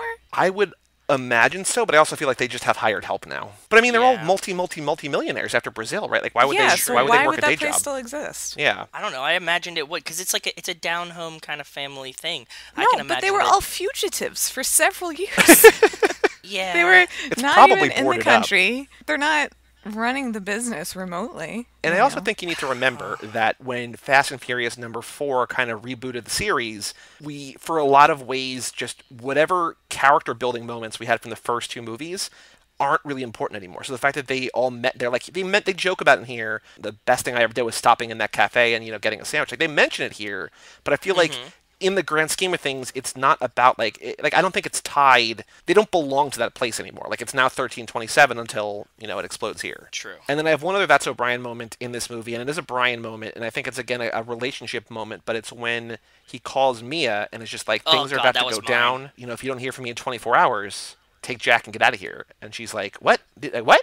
Like, A, what? But also B, she's like, no, I'm pregnant. But I just feel like that's a very, like, a firm foot in the ground, like, just making decisions. It just feels, that's an interesting response here. He has, like, no real concern of how this plays out for her. Like, if in 24 hours you're a single mom, deal with it. And she's like, bro, like, I'm pregnant again. He's like, damn, double single mom. And just, like, totally doesn't care at all. Like, he's, like, not fazed by this. Yeah. That was my moment, too. I was going to say that. I know that this might play into the, like, CGIing and retrofitting the movie, but he's definitely not paying attention to anything she says in that conversation. Like, his responses are just to whatever the fuck he's thinking about. And she's like, Brian, like, we need to talk about this. And he's like, that tuna sandwich. And she's like, yeah, that was a thing. And he's like, if I'm not back. And, like, he just, like, totally drives the conversation, even though she's trying to, like, talk to him there. Well, I read that they had, like, taken some scenes that weren't used in, like, previous movies and just, like, what he's doing, like, taking that from previous movies and cutting it into here to make up for it. Or, like, rotoscoping over it, or using that dialogue, or, like, whatever. So that probably has something to do with that, but also the fact that he just is in his own dimension. I was reading over my notes, and I hadn't had that so Brian moment while I was watching it, but now I see it now that I'm reading my notes. The first one being when he is like dropping off his son at school. Okay. Yes. That's a good one. By the way, there's no other time this would ever come up in this episode, but there's that like beautiful woman who like helps him get out of the van. She is credited as hot teacher. Ooh. Good for her. But like at first, it's just like a extreme close up of his eyes, and it's like, and his face, and it's like, oh, Brian seems troubled, and then like he pulls up at drop off, and he's like, I don't know what I'm doing. I'm new to this. Just basic parenting. Yeah, that he's bad at. Oh, he gets so mad about that supercar being inside. He's so mad. Like, I don't think I've seen him be that mad about anything else. Like, genuinely, truly angry about the fact that, like, this, supercar that's been engineered to drive extremely fast or whatever is, like, just being kept inside. Yeah, I mean, Dom says there's nothing sadder than locking a beast in a cage, and Brian says, now I really want to punch him in the face. It's like, oh, okay. That's your in the cage. I can't be locked in a cage, bro. Mm-hmm. Oh, yeah, from Point Break. That's your Point Break moment in this movie. No, there's so many of them. I wrote down a few. During one of the action sequences when Brian is like fighting that guy inside a moving bus, there's like a cage inside that he like pulls up and locks behind him, the bad guy. Patrick Swayze does that in Point Break. Yeah, there's so much Point Break throughout all of these movies. When Cara was watching this, she sent us a message and she was like, oh my god, there's so much Point Break in this one. And it's like, but there's so much Point Break in all of them. It's just that I just watched it before I saw this one, so I was like, oh wow. Even when Brian is skydiving in a car. Yep. Mm-hmm. Yes. Which is so crazy. Skydiving. He screams, oh shit, just like Keanu does the first time he goes skydiving. Oh, yeah, good point. I was actually thinking, because of your episode, because of when you were talking about Keanu just having the one line, the episode of Wistful Thinking, I mean, when you're like saying Keanu has like the one line, he's just like shit, like just drives, he's driving. There's the one scene in here where Mosey Chikonda, who is the Shaw's kind of henchman, but also kind of partner, but kind of whatever, superior at some point, I don't know, whatever. But at one point he just goes, which I was just thinking about the script, just like, what shit, and like that's this whole line, like that's kind of the whole scene. I was just like, that's a very funny, like, how do you psych yourself up for like this, what shit, and then that's it. Like it's just the acting, I guess. Yeah, can you do it again? Just bring it back. I was looking for more of like an what? Shit. Like shit. Yeah. So, Cara, what's interesting about this movie, I think, and I don't know if we should go into this now, because I think I would be fascinated to hear. No, we should save it for the next one. Kate's theories. What I will leave it at, Furious 7 is in many ways, I think, a movie in transition. Mm-hmm. And last lap, when we talked to Kate Hudson, who's been on Brian's podcast, and, he introduced her to us, and she's been on here, and it was wonderful. She really broke our brain about this movie, so I'm fascinated, and I think Joe is right. Like, I think we could do a lot of the conversation now, but I think we should have a more freewheeling conversation next time for Fate, because it's like 80% this movie, 20% Fate, kind of. Yes. Keep in mind, sort of, especially around Brian and around Paul dying, and I think that the way that kind of irrevocably the rest of the shifted story plays and changed, out. Yeah, like kind of everything that they were building toward, I think. But let's not stray too far ahead, or what could have been, or look ahead to Fate yet. But let's talk about Furious 7. Did you like this movie? Do you have, and I don't want to get the official rankings yet, but do you have updated rankings for your, like, where does this fall in your rankings? Yeah, I really liked it when I watched it. I don't think I could tell you what it's about or what happens in it. Okay, now, that's fair. Like, retrospectively, a couple days later, I have no idea what actually happened in this movie. Mm-hmm. The thing that I'm finding challenging about ranking these movies is that, like, my recency bias just puts whatever the last thing I watched at the top of the list. I'm like, oh no, I love this one. This is my favorite one. Right. So right now, Furious 7 is at the top. Also, wow. I feel like before I can actually rank them, I have to go back and watch them all again. So that's a task. Dedication. Yeah. Okay. Well, you guys, I'm not fucking around here. I'm taking this clearly very not. seriously. It's hard to rank them, I agree. It takes, like, some time and some thought, some reviewing. To the listener, we just decided this before we started recording, but Cara is going to join us for our Relap Recap for a segment in there where it's kind of like a breakdown, a reflection, a look back, because Joe and I look back at the lap that was. She'll join us for her perspectives on this. And I think, based on the way the schedule is going to shake out, Cara, and when we have to record Fate because of a work trip and stuff like that, you're probably going to have about 3 weeks to rewatch the 9 movies. Oh, I can do that. I can definitely handle that. You've got the time, nothing but time. And now that you got the outline, I think the first pass is like the first cut is the deepest, right? And you have to, now that you have the outline, these are really great, like, Saturday movies that you could just, like, put on. You'll be like, you look up at the screen, you're like, oh yeah, that happened. And then you, like, look down, you're like, I forgot that was in this one. And then... Well, I've already rewatched the 4th one because... Damn! I had to see it, because of the way that we watched them out of order, I had to see how the 4th one plays directly after the 3rd one. Jarring, right? Yeah. I find the 4th one jarring in general, but I liked it more the 2nd time. Do you think, and this might be an impossible question to answer, if you had never seen any of them and you watched 4 first, would you still find it jarring? Because I think it kind of works as like an introduction, right? Yeah, for sure. It's just, I mean, especially after those first 3 movies, which are so... I mean, we talked about the first one being very frivolous and pre-9/11. Yep. But even the second 2 in that kind of, like, early trilogy are still very poppy and unserious, I guess. And then... Yeah, there's a huge tonal change. Yeah, I mean, the 4th is truly, like, gritty reboot. I mean, the 4th one's at the bottom of my list as it stands currently. Interesting. And like I said, recency bias puts 7 at number 1, and then 6 at number 2. I think 6 and 5 will wind up being at the top, like it is, like you said, for most people. Tokyo Drift is right now number 4, but will probably maybe be number 3. There's a weird feeling about it. It depends on, like, how if you're like, which ones are, like, the most fun, it's really high. And you're like, which ones are the best? You're like... Well, yeah, I mean, I feel like I need different lists with different criteria. Like, what am I talking about? Am I ranking them by fun? That's what I've been doing. If I'm ranking them by fun, obviously the first one and the 3rd one are at the top of the list. If I'm ranking them for stylistic reasons, I think 5 and 6 are probably my favorite. If I'm ranking it by, like, character-wise, like Los Bandoleros and... Yeah, it's hard. When you just make a list and it's like, this is my rankings of them, and you have to encompass all of this, it's a very difficult task. Yeah. And it takes me, like, a very long time to sit there and, like, I scratch out and adjust. And I have, like, general places where, like, I know, like, this is probably the top half and this is probably the bottom half. But you start to, like, get between, 3 and 6, and it's, like, just a big blob, and you're like, oh, I don't know how to split these up.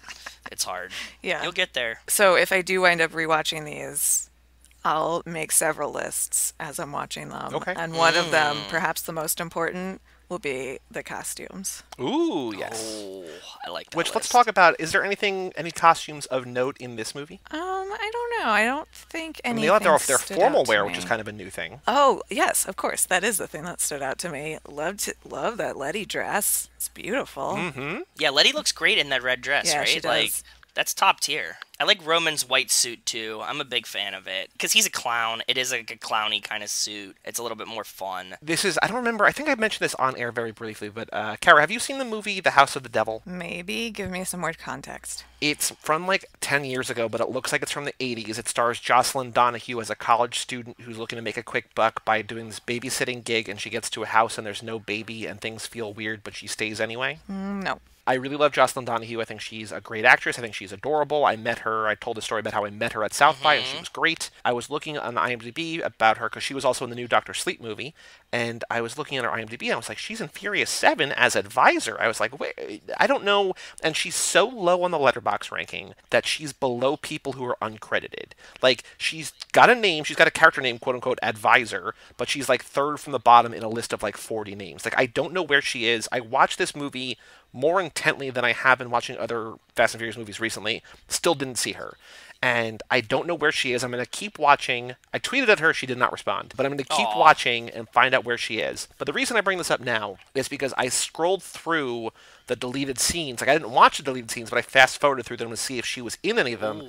Didn't see her, but I saw a scene where I think it looked like, and I was going through pretty quickly, looks like Dom and Ramsey, and there was like a glamour dress there too. So there's even more fashion in deleted scenes. So just putting that out there that there's interesting. Because the weird thing, this kind of broke my brain a little bit in a good way, Joe, is that like for whatever reason I'm thinking deleted scenes are like not finished, but like no, they're finished. Like they're edited. They're like they look beautiful. They're adding to the story. They just were cut for time or for whatever reason, right? So time and because they had to readjust the movie for Brian. Right. So there's probably a lot of scenes that they had driving the story a different direction. And they had to come back and reshoot. There's only 4 of them here, and it's like 6 or 7 minutes. Like, there's not a ton, and they're mostly around But Letty. I mean, like, probably even more than that. Oh, well, sure. I mean, yeah, getting. like what we don't know about that. Sure, yeah, absolutely. But in terms of, like, what we're going to cover one day, and we have a plan for this. We don't want to, tip the hat too much.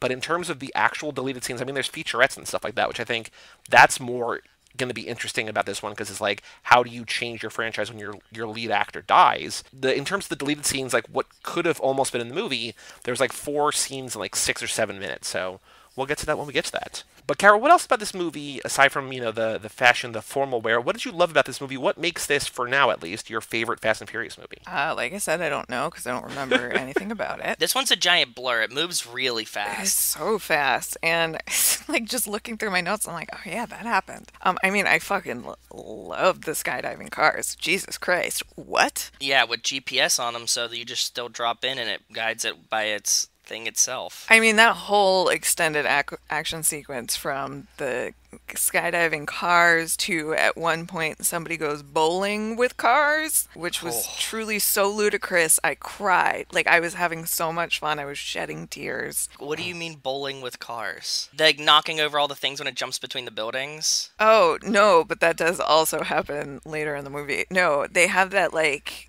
weird hybrid car that Dom's like, this time it's not just about being fast, which I wrote down. It is also about being furious as well. Yeah. So they like make that weird monster truck kind of thing. And then when they're on that mountain road, which I have questions, they are like taking out this convoy and they like basically use that monster truck as a bowling ball to like get a bunch of cars out of the way. And somebody even says, strike. Oh, okay. As they pull through. But yeah, no, I just found that so absurd and fun. The action in this is so fun and so ridiculous. It is. It just keeps building, right? Like, one of the things you sent us a message, you were like talking about that there was skydiving in it. And we're like, but that's not even like a big part of it because they keep getting wackier. Yeah, that was like time. So early in the movie.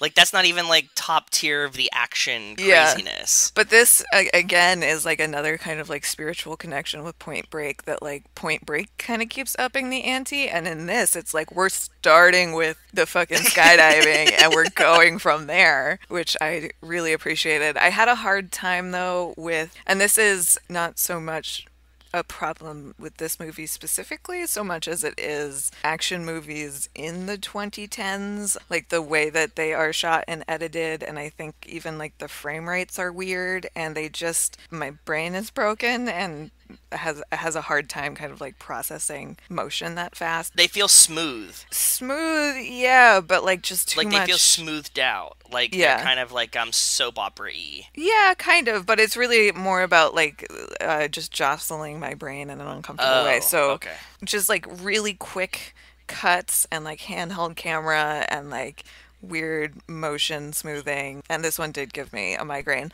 but I'm not sure if it was from that or because I cried a lot. What parts did you cry at? Well, like I said, I cried during that one action sequence because I was having so much fun. It was just full cry. Excitement. I love it. Yeah, and then I definitely cried towards the end. The beach scenes. I don't remember specifically. Did you cry when Letty tells the unconscious Dom about the time they got married? Yes, of course, yes. Figured as much. That's a good one. We've talked about before about how like there's that very, very emotional moment where like Letty is just like, if you die, I die. Like, I'm not ready to die, Dom. You have to come back. Like, there's that really heavy scene, and then there's just like Hobbs and Shaw going to prison. What? It's just like, okay. And then there's like the Paul like saying goodbye to like an actor who really died. Very deeply emotional scene.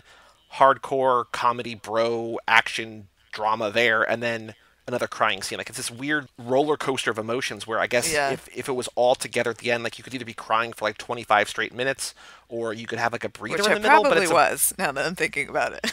I demand a Letty movie. I think everyone does. I do have another request. Like, we want the Gal and the Giselle and Han movies. I also want, like, a buddy cop movie with Hobbs and Elena. Like, they have, like, a chemistry here in a very brief scene in the beginning where I'm just like, oh, I want them, like, a mismatched duo, like, Odd Couple police style. Like, I want that. Yeah, her and her helmet hair. Yes. It's very hard in this. It's so, like, short and, like, just there's a lot of gel in there. Do you think that was what cushioned the fall when she fell out the window? Yes. It's cushioned the fall on Hobbs's chest. Yes. Like, so she didn't bounce off his rock-hard chest. Between a literal rock and a rock place. God. I like that we got to see more of Letty's grappling with what she's been through in this movie. But, like, I really need a whole movie where, you know, we see what she was doing for that couple years before they rediscovered her. Well, I want, like, a whole journey, you know? I want to, like, see her grappling with her memory loss and trauma and reintegration into this supposed family that she knows nothing about. And, like, really see it from her side and, like, see how hard that must have been. So they've already said this. Vin has come out that he, like, pitched Universal a all-girls Fast and the Furious. Oh, let me guess. They weren't into it. No, it seems like it's happening. Oh, really? I can only guess. Oh, God, that could be so good or so bad. This has got to be a Letty-driven thing, right? Like, she has to be the dom of the girls' crew. Of course, she's Mrs. Alpha, as they state in this movie. I think that you're longing for, like, an in-between Letty could definitely happen in that. It could happen. Will it happen? Only time will tell. I don't know. Because, first of all, I don't want a girls' Fast and the Furious. I want a Fast and the Furious movie about some of the women in this franchise. That's what they're doing. I called it. That was my fault. Yeah, I know what you mean. But, like, yeah, it could be so easy for them to make this into a girls' Fast and the Furious movie. You know what I mean? I want a Fast and the Furious movie where the actual main characters are women and we actually get more than just them as set pieces, props, as cheerleaders. Like, I want them to be the main character, and I want more than one. You know what I mean? I don't just want a girls' Fast and the Furious. Do you want like an Ocean's 8, or is Ocean's 8 not what you want? I was so disappointed by Ocean's 8. I hadn't seen the other Ocean's movies, so I wasn't really expecting anything in particular. I just was disappointed by it. I mean, it's like, I love a movie about a bunch of competent women doing their jobs, but, like, I need more than that. It just felt really soulless to me. By the way, it was directed by a man. I'm just saying. But I don't know who would direct. I mean, that's neither here nor there. Maybe you let Michelle Rodriguez direct. Catherine Bigelow. Give her the girls' Fast and Furious Just give her any movie. Fast and Furious movie. Yeah. Doesn't have to be the girls' one. The Ocean's movies all sort of, to an extent, like, things are always going to work out, like, which kind of feel like Entourage, I think, is like the greatest example, and greatest in terms of, like, most extreme, not greatest in terms of best, but like Entourage, like, whatever challenges, and the same thing with Silicon Valley. Like, Silicon Valley is just like nerd Entourage, but on both those shows, things are going to just work out. To a certain extent, the Fast and Furious movies and the Ocean's movies are the same thing. We're just like, oh, like, they're going to get in trouble, but, like, things are going to they're going to be fine. Like, our team did it. And I feel like Ocean's 8... Will they, though? Brian died. Like, but that's not the movie's fault. Brian O'Connor doesn't die. He's living he's living his best life down in somewhere with no extradition. Yeah, he's not dead in the movies. But I think what, like, Ocean's 8 kind of suffered from was that, like, there was never really stakes. An all-female Fast and Furious would need to have, like, the same thing I kind of want with the main franchise. Like, I think I need characters to die, or at least, like, a real fear that they could die, because no one dies anymore in these movies. Wait, so Brian's not dead. No, Brian and Mia and Jack are dead, and they're in her pregnant belly for the second baby. They're just living on an island or a beach somewhere. What? Oh, God. It gets really problematic next movie, just wait. Okay. And problematic in terms of, like, confusing. It's not really spoiler, but there's, like, a scene in the next movie. They're like, we're going to need Brian in on this one. They're like, no, don't call him. And then that's we told them we would leave him alone. So this explains why I don't remember Brian dying. And I was going to, like, go back and rewatch it to be like, maybe I missed it. The scene where Letty brings Dom back from the dead, Then Hobbs locks Shaw up in that maximum security prison, and then they go to the beach, and everybody else is like lounging on the beach. Brian's there, and Jack and Mia and Brian are in the water, like playing with the water or whatever, and they're all talking to them and just like, can't you shut up and like just admire something beautiful? Dom drives away. Brian comes up next to him. He says, you thought you could leave without saying goodbye. I'm getting chills as I'm saying this. They play See You Again. They go their separate ways. They show the Brian montage, says For Paul. Movie ends. Yeah, I just thought like he drove off and got in a car accident. No. He's alive. He's alive. Because they want his family wants the character to come back, and that's a big point of contention. His family, as in like Paul, his real life the family, Walker Walker's family, real life family. Okay. Wants the Brian O'Connor character to come back, and they want the way that they sort of CGI'd. They took stuff from previous movies. They had his brothers come in here to do voice and body work, and they put his face over it. His family wants the character to come back. Well, money, I know. But I know. Yeah. But no, the character is still alive. I think like Mia, I think is coming back for 9, but Brian is TBD because we kind of don't want him to because it's like a perfect send off, but also narratively, if he was still alive, you know. Yeah, that's not really a perfect send-off narratively. If there's in this movie like bookends it really well, right? Like he drives off into the sunset. Everybody says goodbye on the beach. But that's completely antithetical to the entire spirit of all of these movies, which is the family thing. But is it though? Because they're always there for one more job, and he finally got out. Like he got what he wanted, kind of. Yeah, but what? He has his own family now. He has to take care of his family. That's not how family works. Like, generally speaking, is. extended families continue to be connected unless you choose, for a very specific reason, to not. Doing criminal activities and having small children doesn't really fit together. Yeah. Questionable criminal activity. Like, large-scale terrorist plot. Yeah. I get mad at Brian every time he, like, goes out on like that one last job because I'm like, you're a father now, you can't be doing this shit. Exactly. See, yeah, but that Dom knows that. That doesn't preclude them from spending time together when they're not engaging in terrorist activities. Which is what I think will happen. That I would be kind of okay with. Like, I like Brian being gone, but if they like come back and they're like having like Thanksgiving together. Yeah.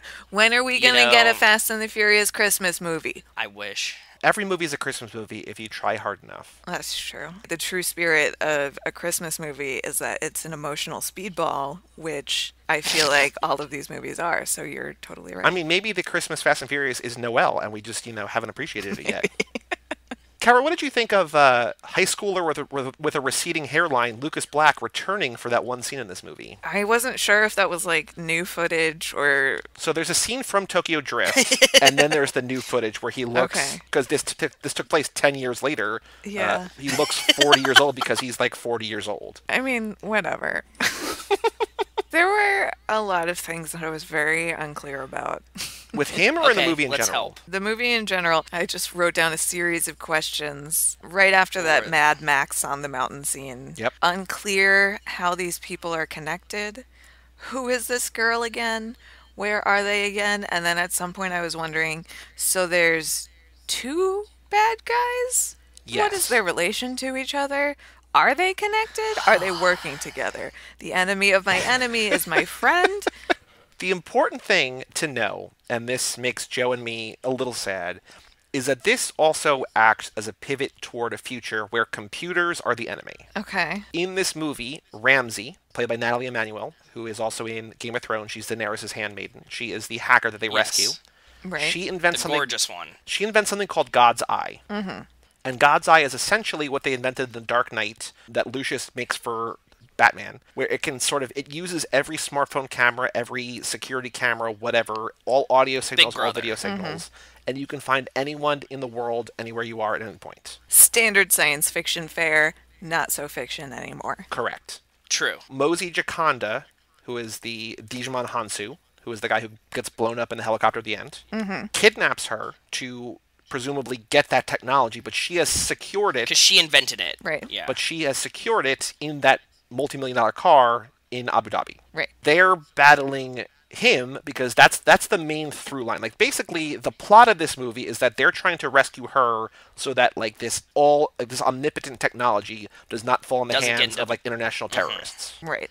At the same time, Jason Statham is on a one-man wrecking crew revenge trying to kill Dom and everyone he loves because Dom just put his brother in a hospital. Okay, so he has kind of nothing to do with the God's Eye situation. Correct. Except that he is an anomaly in that he's able to evade the God's Eye, generally speaking, yet they do still somehow managed to use it to locate him. So because he is like this like super ultra uber trained government assassin that like was also was basically what's born the and deal bred. with that? Like what he's a super soldier? What did he's they like do he's to like him? a Navy SEAL essentially. Okay. But it seems like he was like part of some sort of like experimental. Yes. And they tried to shut him down. They sent 20 agents or whatever, and he killed all of them. Like he's just too good to be stopped. Like I think it's supposed to put the fear of God into you. Like this guy, like he's finally someone who's going to match Dom, even though in reality Dom is just a mechanic. Like he's just, you know. Yeah.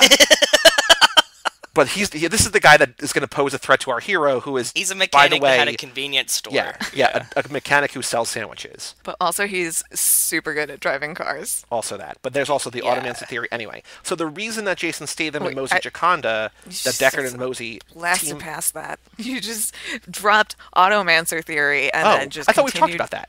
I don't think so.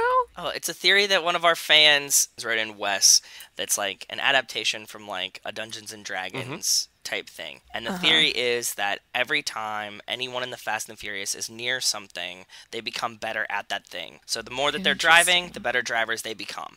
The more that they have guns, they become snipers. Which explains the escalation of all of this. That's what he says, yes. So, like, it's something that you use, like, you know, as you have an item that you're close to, you become better with this item, at this task. Every time Tej is near a computer, he's a better somehow hacker. Harness that power in real life. Yeah, so basically by touching cars or being near cars, they're leveling up. And by fighting, you become a better fighter. And mainly, it's like, if you touch a car, you're going to be better at driving. I think, that's the thing, that the cars are giving them powers to become all-around super soldiers in whatever way. Basically by the fact, and it's also just kind of action movie logic, by the fact that there are now, at this point, 7 of these movies, and Dom has been in 6 of them, or 5 of them, I mean. He's acquired a lot of skills. Yes, he's been around long enough that like the stakes have to keep getting raised because you can't just have a movie where it's nothing, right? Like it's just he has to keep fighting bigger and bigger bad guys. So Jason Statham now, who is like the ultimate like killer, Dexter's a serial killer who kills serial killers. Like this guy is like the government, you know, the hitman who kills hitmen, right? Like he's just like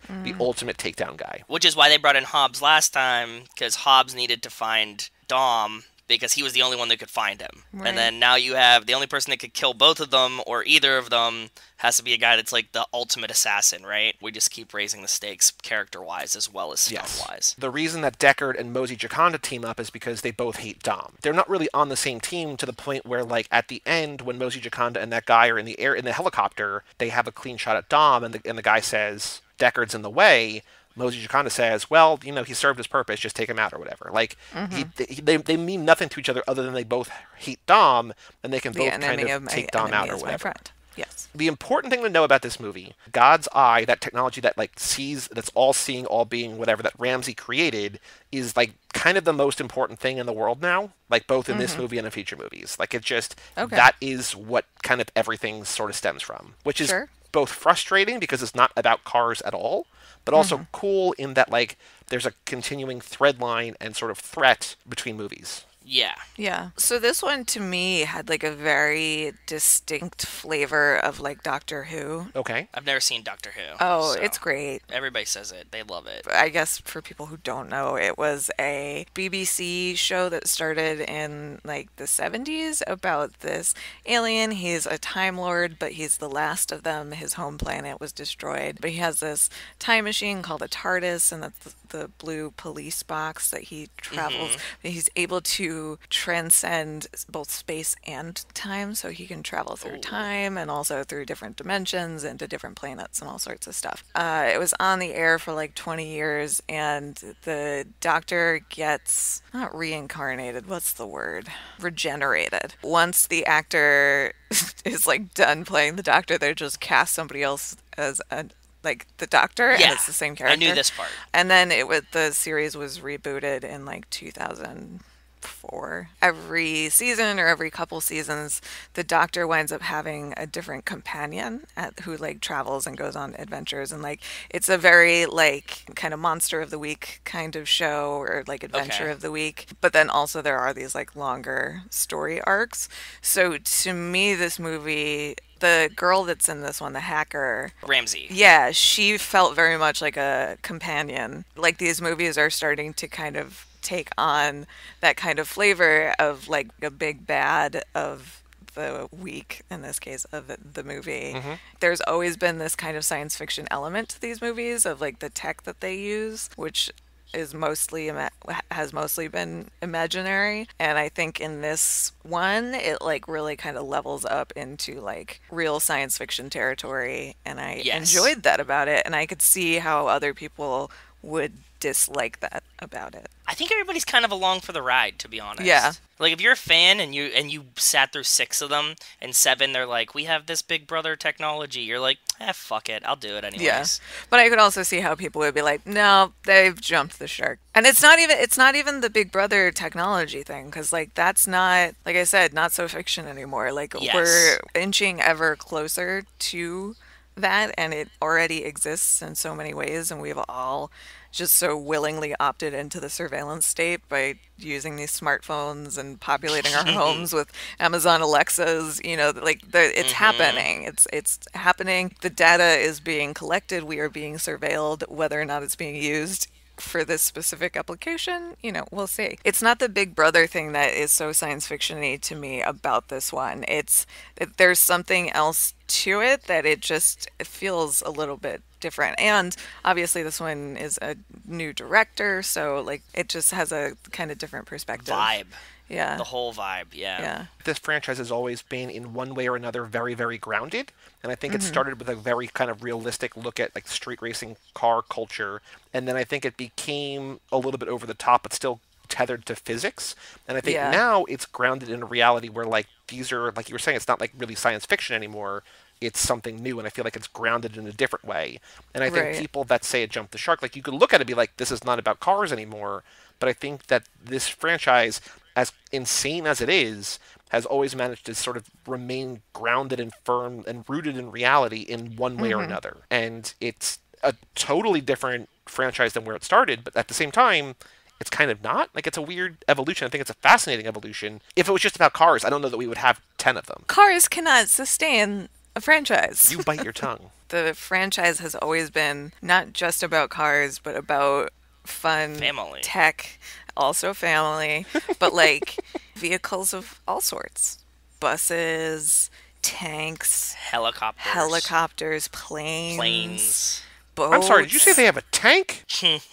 There's more vehicles coming, I can tell you that. That's so fun. Don't you worry. If you can name it, they'll add it. Cara, do you have any other questions about this movie, thoughts about this movie? I've got some ideas that I want to share. I'm sure Joe does too. We've got a couple games to play. Anything else about this? Any other questions you have? Because I as sort of dumb as it sounds, like you kind of really need to kind of understand what's going on here, and it is like a complicated plot. So much of the future franchise is based upon like what's pivoting here. Well, I'll just read through some of my notes here. Dom, you can't destroy this with a sledgehammer.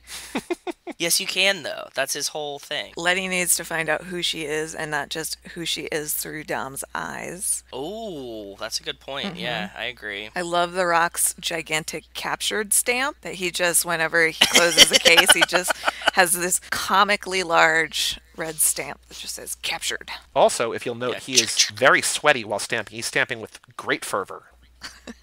Oh no, Mia, another baby is not going to fix this. Not sure how I feel about Elsa's helmet hair. There's a lot more extra sounds in the car Foley. So like the sounds of the cars driving, and I think that this kind of adds to the science fiction feeling of it too, is that there's just like a lot of extra like pew pew and like other weird noises. I have talked about it before, but I want to point it out again now, is that I think one of the coolest, and again, not flashiest, but I think coolest scenes in terms of like the way that it's shot is that chase from the graveyard where it's Dom chasing after Deckard and there's no music, it's just the sounds of the cars. Like, that's so cool. I think that's so great. It feels real, and it feels like just loud. Like, just these are the roar of the engine that you're hearing. Brian surfs on a car, another Point Break connection. And Letty surfs on a car in 4. Yeah. Brian running up the bus as it falls off the side of the mountain. What such a great scene. Wonderful, wonderful image that was. I just really enjoyed that whole Mad Max Mountain situation. He needs to outrun the death, and he can. But then actually dies in real life. I wonder if that scene, that had to have been a scene that was already in the movie. Oh, yeah. Right? He's like playing with death so closely here, like more closely than he ever has. There's a YouTube video of like the shots and the scenes that they CGI'd him on, and like once you see that, I think you can keep seeing it. But like it's not like entire through lines. I think they had probably at least what we've seen here. I think probably 90% of it done, but that doesn't mean that it was the 90% they were going to use. You know what I mean? Like it could have been something entirely different. Brian is definitely way closer to death in this one than any other movie for it to just turn out like this. Yeah. Like normally like he's pretty like on the ground, right? Like he's like doing stuff that's like risque, but it's never like he was about to die right there. Like over and over and over again. And he has no sense of his mortality in the other ones, I feel like. Whereas this one, he really is riding that razor's edge. And it's weird that he doesn't die in the movie. Given how much he's dealing with that mortality and given what we know about like what actually happened in real life, it's incredibly bizarre that he's not actually dead in the movie. You think it would have worked better if he did die? Yeah, I thought he died. Like, it doesn't make sense that he's not dead. I don't know. This is just, I'm still processing that information. But some of my other notes, Daddy's gotta go to work. Flexing out of the cast. Yeah, I loved that. That was really funny. But also, in that little montage of him getting ready to go out and kick some ass, he stops and takes his pain medication. You know, as a person living with chronic pain, I always appreciate different types of representation of people managing their pain because we don't get a lot of them. And a lot of them are overly simplistic that like either people are, you know, toughing it out and not taking any medication or they're abusing their medication. And there's plenty of people in the world who take pain meds to be able to live their lives and are able to live lives because of their pain meds. So just positive representation there. He took the recommended dosage. He's under the supervision of a doctor. Like he is. He does seem to be signing himself out against medical advice. However, he's under the supervision of a doctor. These are prescribed to him and he's taking them as directed. Actually, real quick, so there's a point and a question I have about that, sort of tangentially related. Number one, the point, I love this every time I see it. We've talked about it before. When Hobbs comes and saves the day and he saves Letty and Ramsey in the car, Ramsey looks terrified and she says, "Who is that?" And Letty just says, "That's Hobbs." She has no idea of who Hobbs is, and she just like, "Oh, I feel okay now." It's just like, that didn't help. Like, that's not an explanation. That's just like, "Oh yeah, that's the guy." He's like, "Okay." Not even like, "That's our friend." Right. That's Hobbs. Oh, that's our friend. She's like, "It's Hobbs," and she's unless like by in inventing God's Eye, she now knows everyone on planet Earth, and she's like, she is not God's Eye in her brain. But also, if she was God's Eye in her brain, she would have been able to recognize Frankenstein's him. monster situation. Oh boy! But okay, the more important question is, what do you think? Were you surprised Hobbs as father, and what do you think of Hobbs as father? I like Hobbs as father. This is the only Hobbs I've liked. Oh, good. We are gonna get Hobbs as father in a big way. Father. These next two movies. New daughter, not the same actress. New daughter. That's fine. But looks similar. Hobbs as father, and I actually have a very a big sort of theoretical, philosophical question in the next movie. Not really important, but just teasing it if I remember it. Right. Yeah, Hobbs as father comes back in a big way, and I think we were teasing sort of a couple episodes ago, Joe. I think we were saying Hobbs, you know, you're going to like Hobbs more. He becomes more of a fun, well-rounded character. He becomes a real person. Yeah. Mm-hmm. Yeah, he does. And he becomes a father that you like, unlike Brian, that's like trying to leave his child at any chance he can get. Like, not just trying to like leave Mia as a single mother forever. Mia, if you don't hear from me in the next like 12 minutes, just take Jack and never see me again. 12 minutes might be generous. If you don't hear me in the next like 4.5 minutes, just like I'm good. Just, you know, do your thing. That'd be really badass. Oh man, I've never thought that I might have wanted a child more than to just try that on Rachel, like immediately when I got home. Like, "Rachel, if you don't hear from me in 5 minutes, just take the kid and go." Ugh.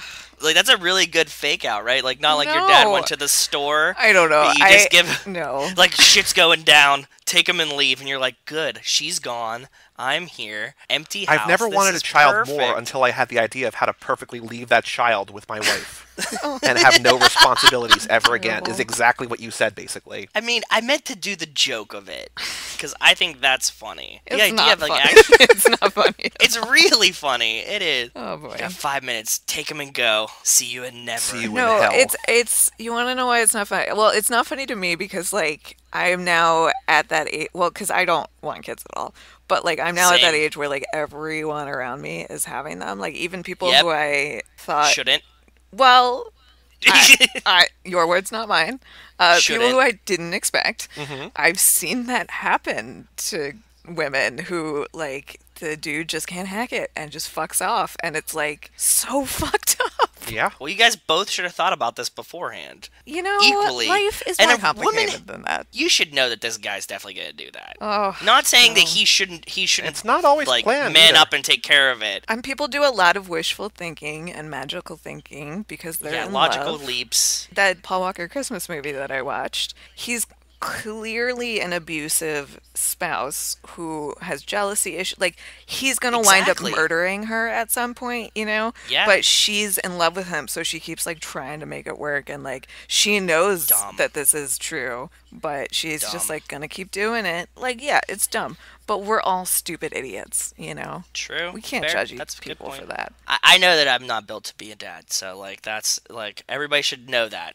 And Well, warn yeah. everybody appropriately. It would be nice if that were true, but not everyone has that level of self-knowledge. Cara, any other notes? Any other thoughts about this movie? Edward Snowden and hacking ? I was just curious about like context and timing and when that all went down. People don't understand what hacking is. Every once in a while, it like comes up in the public culture.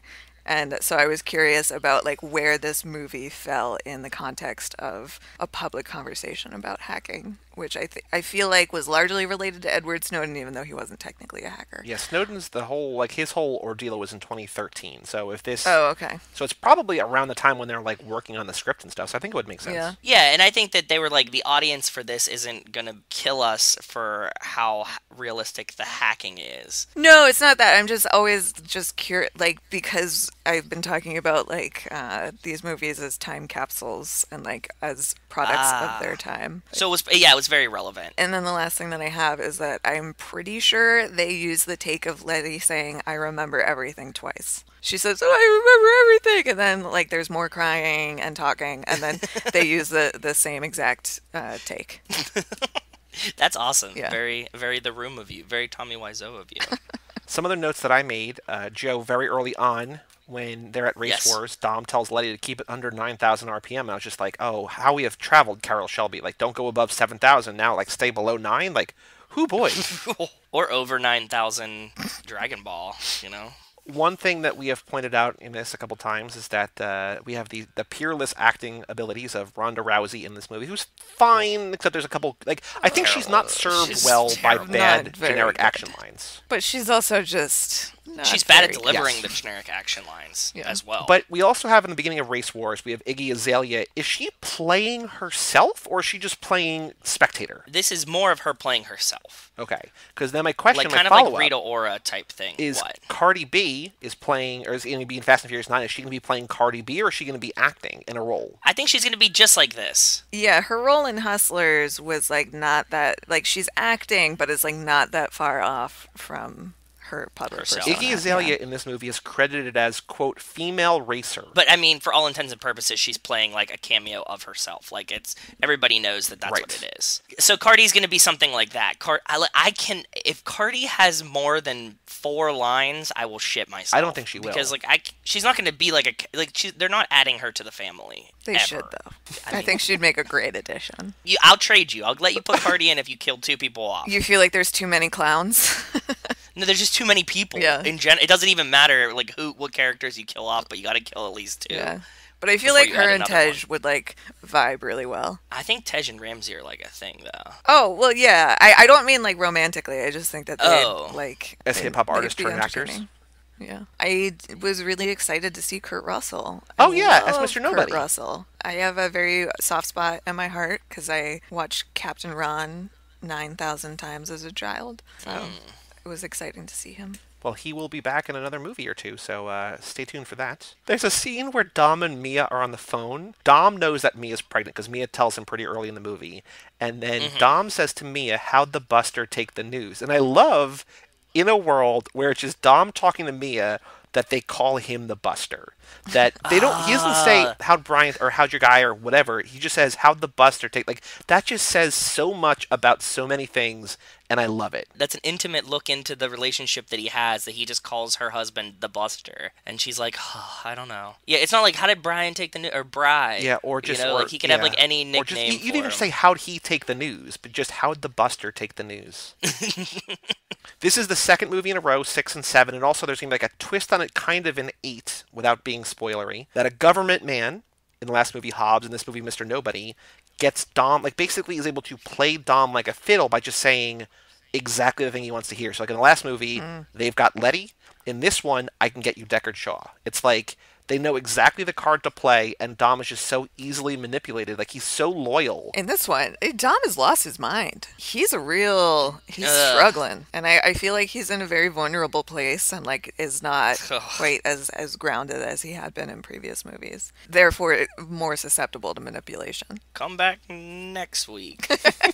Sorry, that's just why we're not talking about it. Okay. In that scene that we talked about, the karaoke scene where Roman does the birthday thing, and Tej says, oh God, no, not the birthday routine, right? How many jobs have they pulled that we have not seen that he knows... I guess at least once before. He does this all the time. I feel like also, like, this is just a thing that Roman does even when they're not pulling jobs. I think so, too. It's probably like a bar trick to him. Oh, wait. Also, are you going to ask me about No Knees That's Denise? what I just realized. Jesus. Question mark. No Knees Denise, question mark. We said to keep an eye out for it. What are your thoughts on No Knees Denise? Talk to us. Okay, so just give me some context about when they say No Knees Denise. They're planning the job. Roman is mad that he's not the leader. Yes. And they're like, well, you're an idiot. You can't be the leader. This is basically his way of saying to the audience, because he's basically acting to the audience like, are we going to point out that, like, this is insane? Like, this is crazy what we're doing, right? And then he says, you wanted me to break into a police station? Fine. Then you asked me to stop a tank. I wasn't happy about it, but I didn't. Then you came up with this brilliant idea to shoot down one of the largest airplanes ever. I shot that shit out of the sky. It's nothing.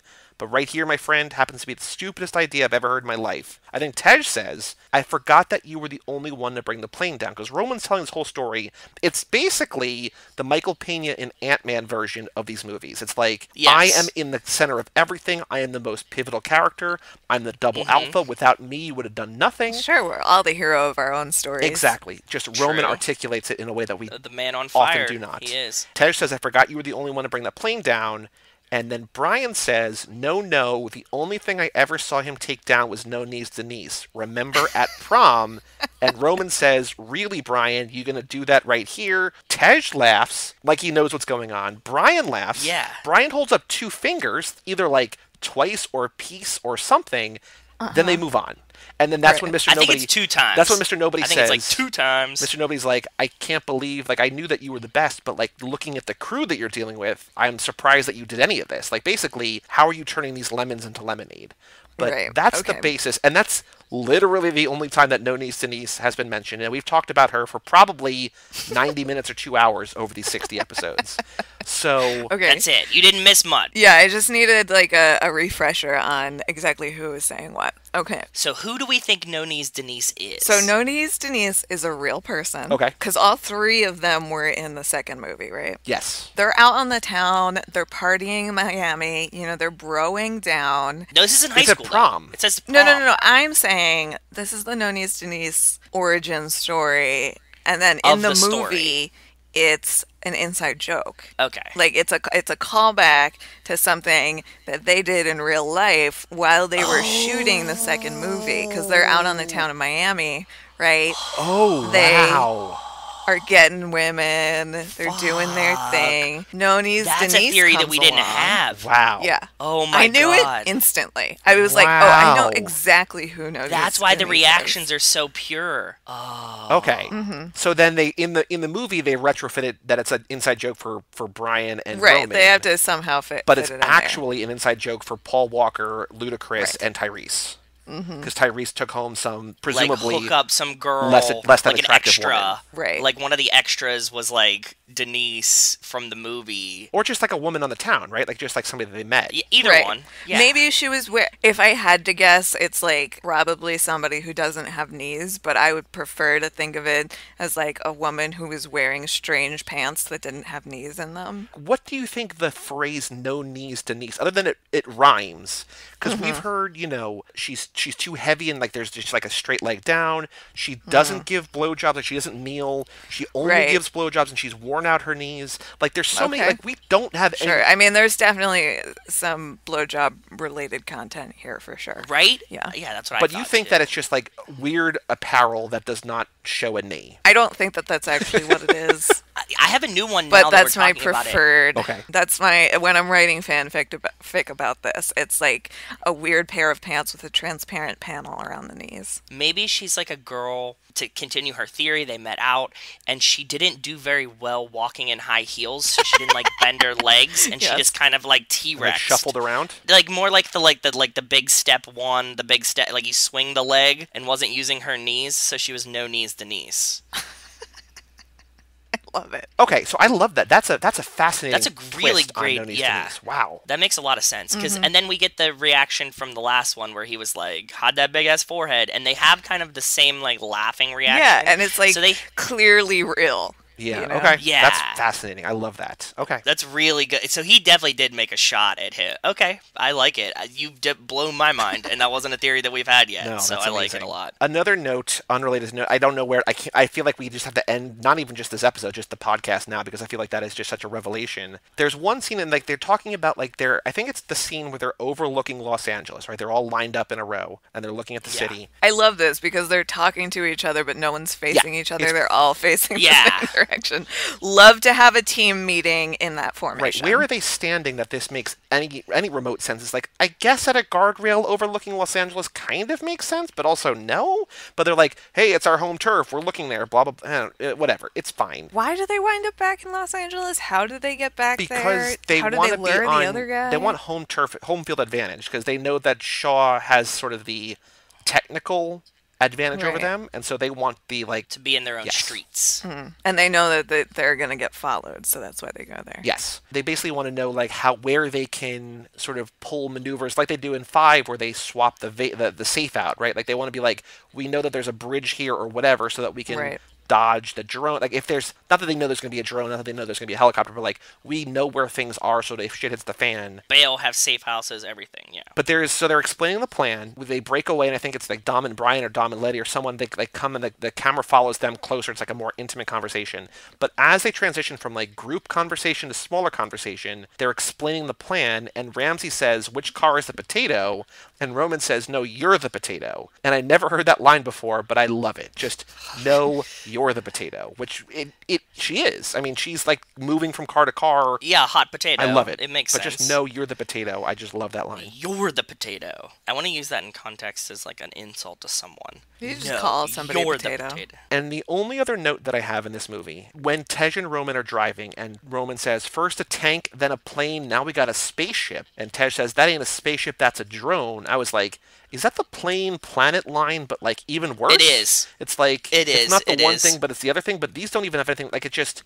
What is going on? It's like lazy kind of writing weirdly. Yeah, it's definitely, that's not a plane, it's a planet. It's like, yeah. Joe, did you have any other thoughts, any other notes about this before we play a couple games? No, I brought them all up while I was talking. All right, then we have to play This Ain't No 10-Second Race, a.k.a. Boy, Do We Have a Podcast for You. So find these tweets, and I will review last episode's tweets. We did on our Tokyo Drift episode. We each found a person. So let's see what happens. See if we get any points. And we did the retweet trick, right? We did the like, retweet, and reply, okay? I found...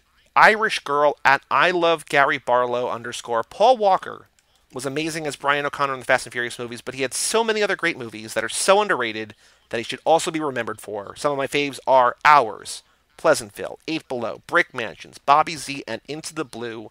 Hashtag Paul Walker. Boy, do we have a podcast for you. Of course not. Nothing. 0. Nil. Damn. Joe, you found Miss at Muvavnin. Attention Han from Fast and Furious, if you ever come across this tweet, just know that I still have a crush on you after all these years. Don't let this cat Avi fool you. I am very cute. Boy, do we have a podcast for you? Podcast for you. Nothing. Cara, you found Jizzy Jake at just_Seeks. We deserve a sequel to Tokyo Drift. So many unanswered questions. Is Sean still Drift King? Is he still in school? Is Neela still Reg? Question mark, question mark, question mark. All we know is that Bow Wow is still getting bullied. Boy, do we have a podcast for you. And I think maybe for the first time all lap, none of us got points. Damn. Bad showing. Bad showing. I want to go first. Go for it. I found a tweet. It was really recent, 6 minutes ago. Ooh. It's from Brad Mahomes, at Brad Mahomes. My top movies, in parentheses, top 4, are in order. The rest are not. 1, Logan. 2, Fast and Furious Tokyo Drift. 3, Anchorman. 4, Captain America Winter Soldier. 5, Transformers, Shia movie. 6, John Wick, Keanu movie. 7, The Fast and the Furious. 8, Forrest Gump, Tom Hanks movie. 9, Transformers Revenge of the Fallen, and 10, The Dark Knight. So, boy, do we have a lot of podcasts for him. I will just respond with the one, and that's a great tweet. This one. And you like List. He likes List, apparently. Yeah, this guy feels like firmly in our wheelhouse in many different ways. Right? Joe, I'm going to sort of take a page out of your book, but this, I didn't get it that way. But I found Joe Zimmerman, Holidays Comedian, on Twitter, at Joe Zimmerman, the end of a decade. Here are my top 10 Dwayne Johnson movies of the 2010s. Number 10, Rampage. Number 9, Skyscraper. Number 8, The Fate of the Furious. Number 7, Jumanji. Number 6, Fast and the Furious. Number 5, Hobbs and Shaw. Number 4, Furious 7. Number 3, Central Intelligence. Number 2, Fast 5. Number 1, Moana. Boy, do we have a podcast for you. I actually found there's like this, presumably an Indian guy. I will send you this tweet too. There's a image here, and I don't know who the image is of, and I can't read the text. Okay. It's just the movies in an order that he likes, which is close to the order that they came out with Tokyo Drift later. Actually, it's in chronological order, but it's not in reply to anything. But it's app chronology Samajihei. So it's something about in order, right? So probably. I don't know who this person is. He's got 0 followers. Maybe that's a really funny joke that we don't know. All right, Cara, you just shared a tweet with us. Please share with the listeners the tweet that you just shared with us. This is from Jay Holtham, at Jay Holtham. So today I got teary-eyed at Jennifer Hudson's performance in Cats, and at the Paul Walker tribute at the end of Furious 7. Parenthetically, I lose it at the overhead shot of the car separating every time. And parentheses, this is my most on-brand day. Well, boy, Jay Holtham, do we have a podcast? We have a podcast for you. I also appreciate the first reply from a man named Morgan Ellis at MC_Ellis. Memories of Jellicle Family. I'm going to retweet that one too. I'm just going to respond to him too. I'm just going to say, boy, do we have a podcast for you. Well, that's a pretty solid showing, I think. I mean, again, there's some that we find funny tweets that we don't think that they would actually like our show, but then there's ones like this where it's like lists, people who love movies, it's people who cry at movies. These are all the things. I was just about to say, people who cry at movies. Boy, do we have a podcast for you. All right, Cara, we've got a couple more episodes where you can either guess with Joe or you can help me give clues. Do you want to guess or give for a Dude, What's My Car from Justin Kleinman? How obscure is this car? It's a car that he bought. Like, I would like to try guessing, but I don't know shit about cars.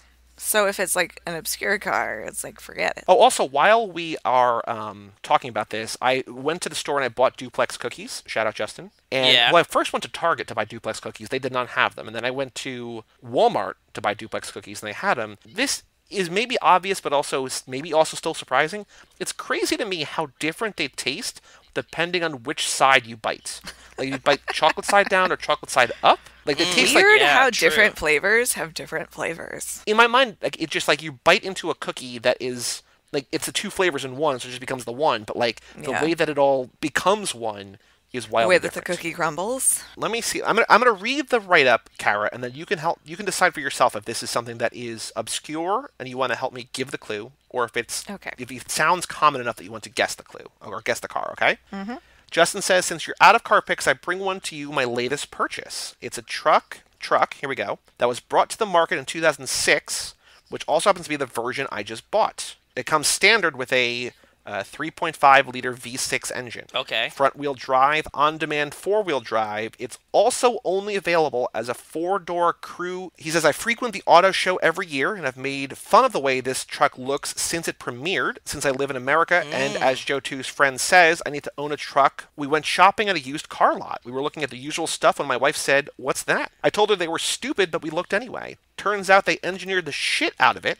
And a week later, we bought one. Since we bought it, we have all but stopped driving our stupid Prius. Sorry, Cara, didn't mean to trigger you. How dare you? Which neither of us like. Its coolest feature is with the bed. He says the tailgate flips down like normal, but it can also swing open, revealing a huge secret trunk. They even put a drain in it so you can fill it up with ice and beer and tailgate with it, which is awesome. Very cool. He says the truck's still in production, although it lost its distinctive ugly look. So I'm going to guess. Question, is this a pickup truck? It has a tailgate.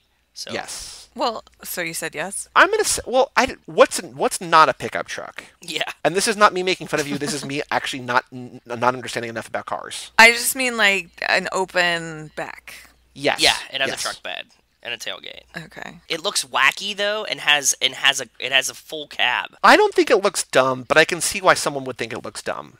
It doesn't look like, you know how sometimes trucks are like, the trucks either go for like probably generally three things, either like look badass, look cool, or just like it's all about function over form kind of. Yep. This is probably the third. Like it doesn't look cool, but it doesn't really look dumb. It just doesn't look like a cool, like you're not swinging your dick around when you buy this truck. Is it an American truck or not No, American? It is, I believe, Japanese. My very first thought before I confirmed that it was a pickup truck was a Honda Element. Yeah. You are which very came out close. Similar time, I was gonna probably guess a few Honda years too. before that.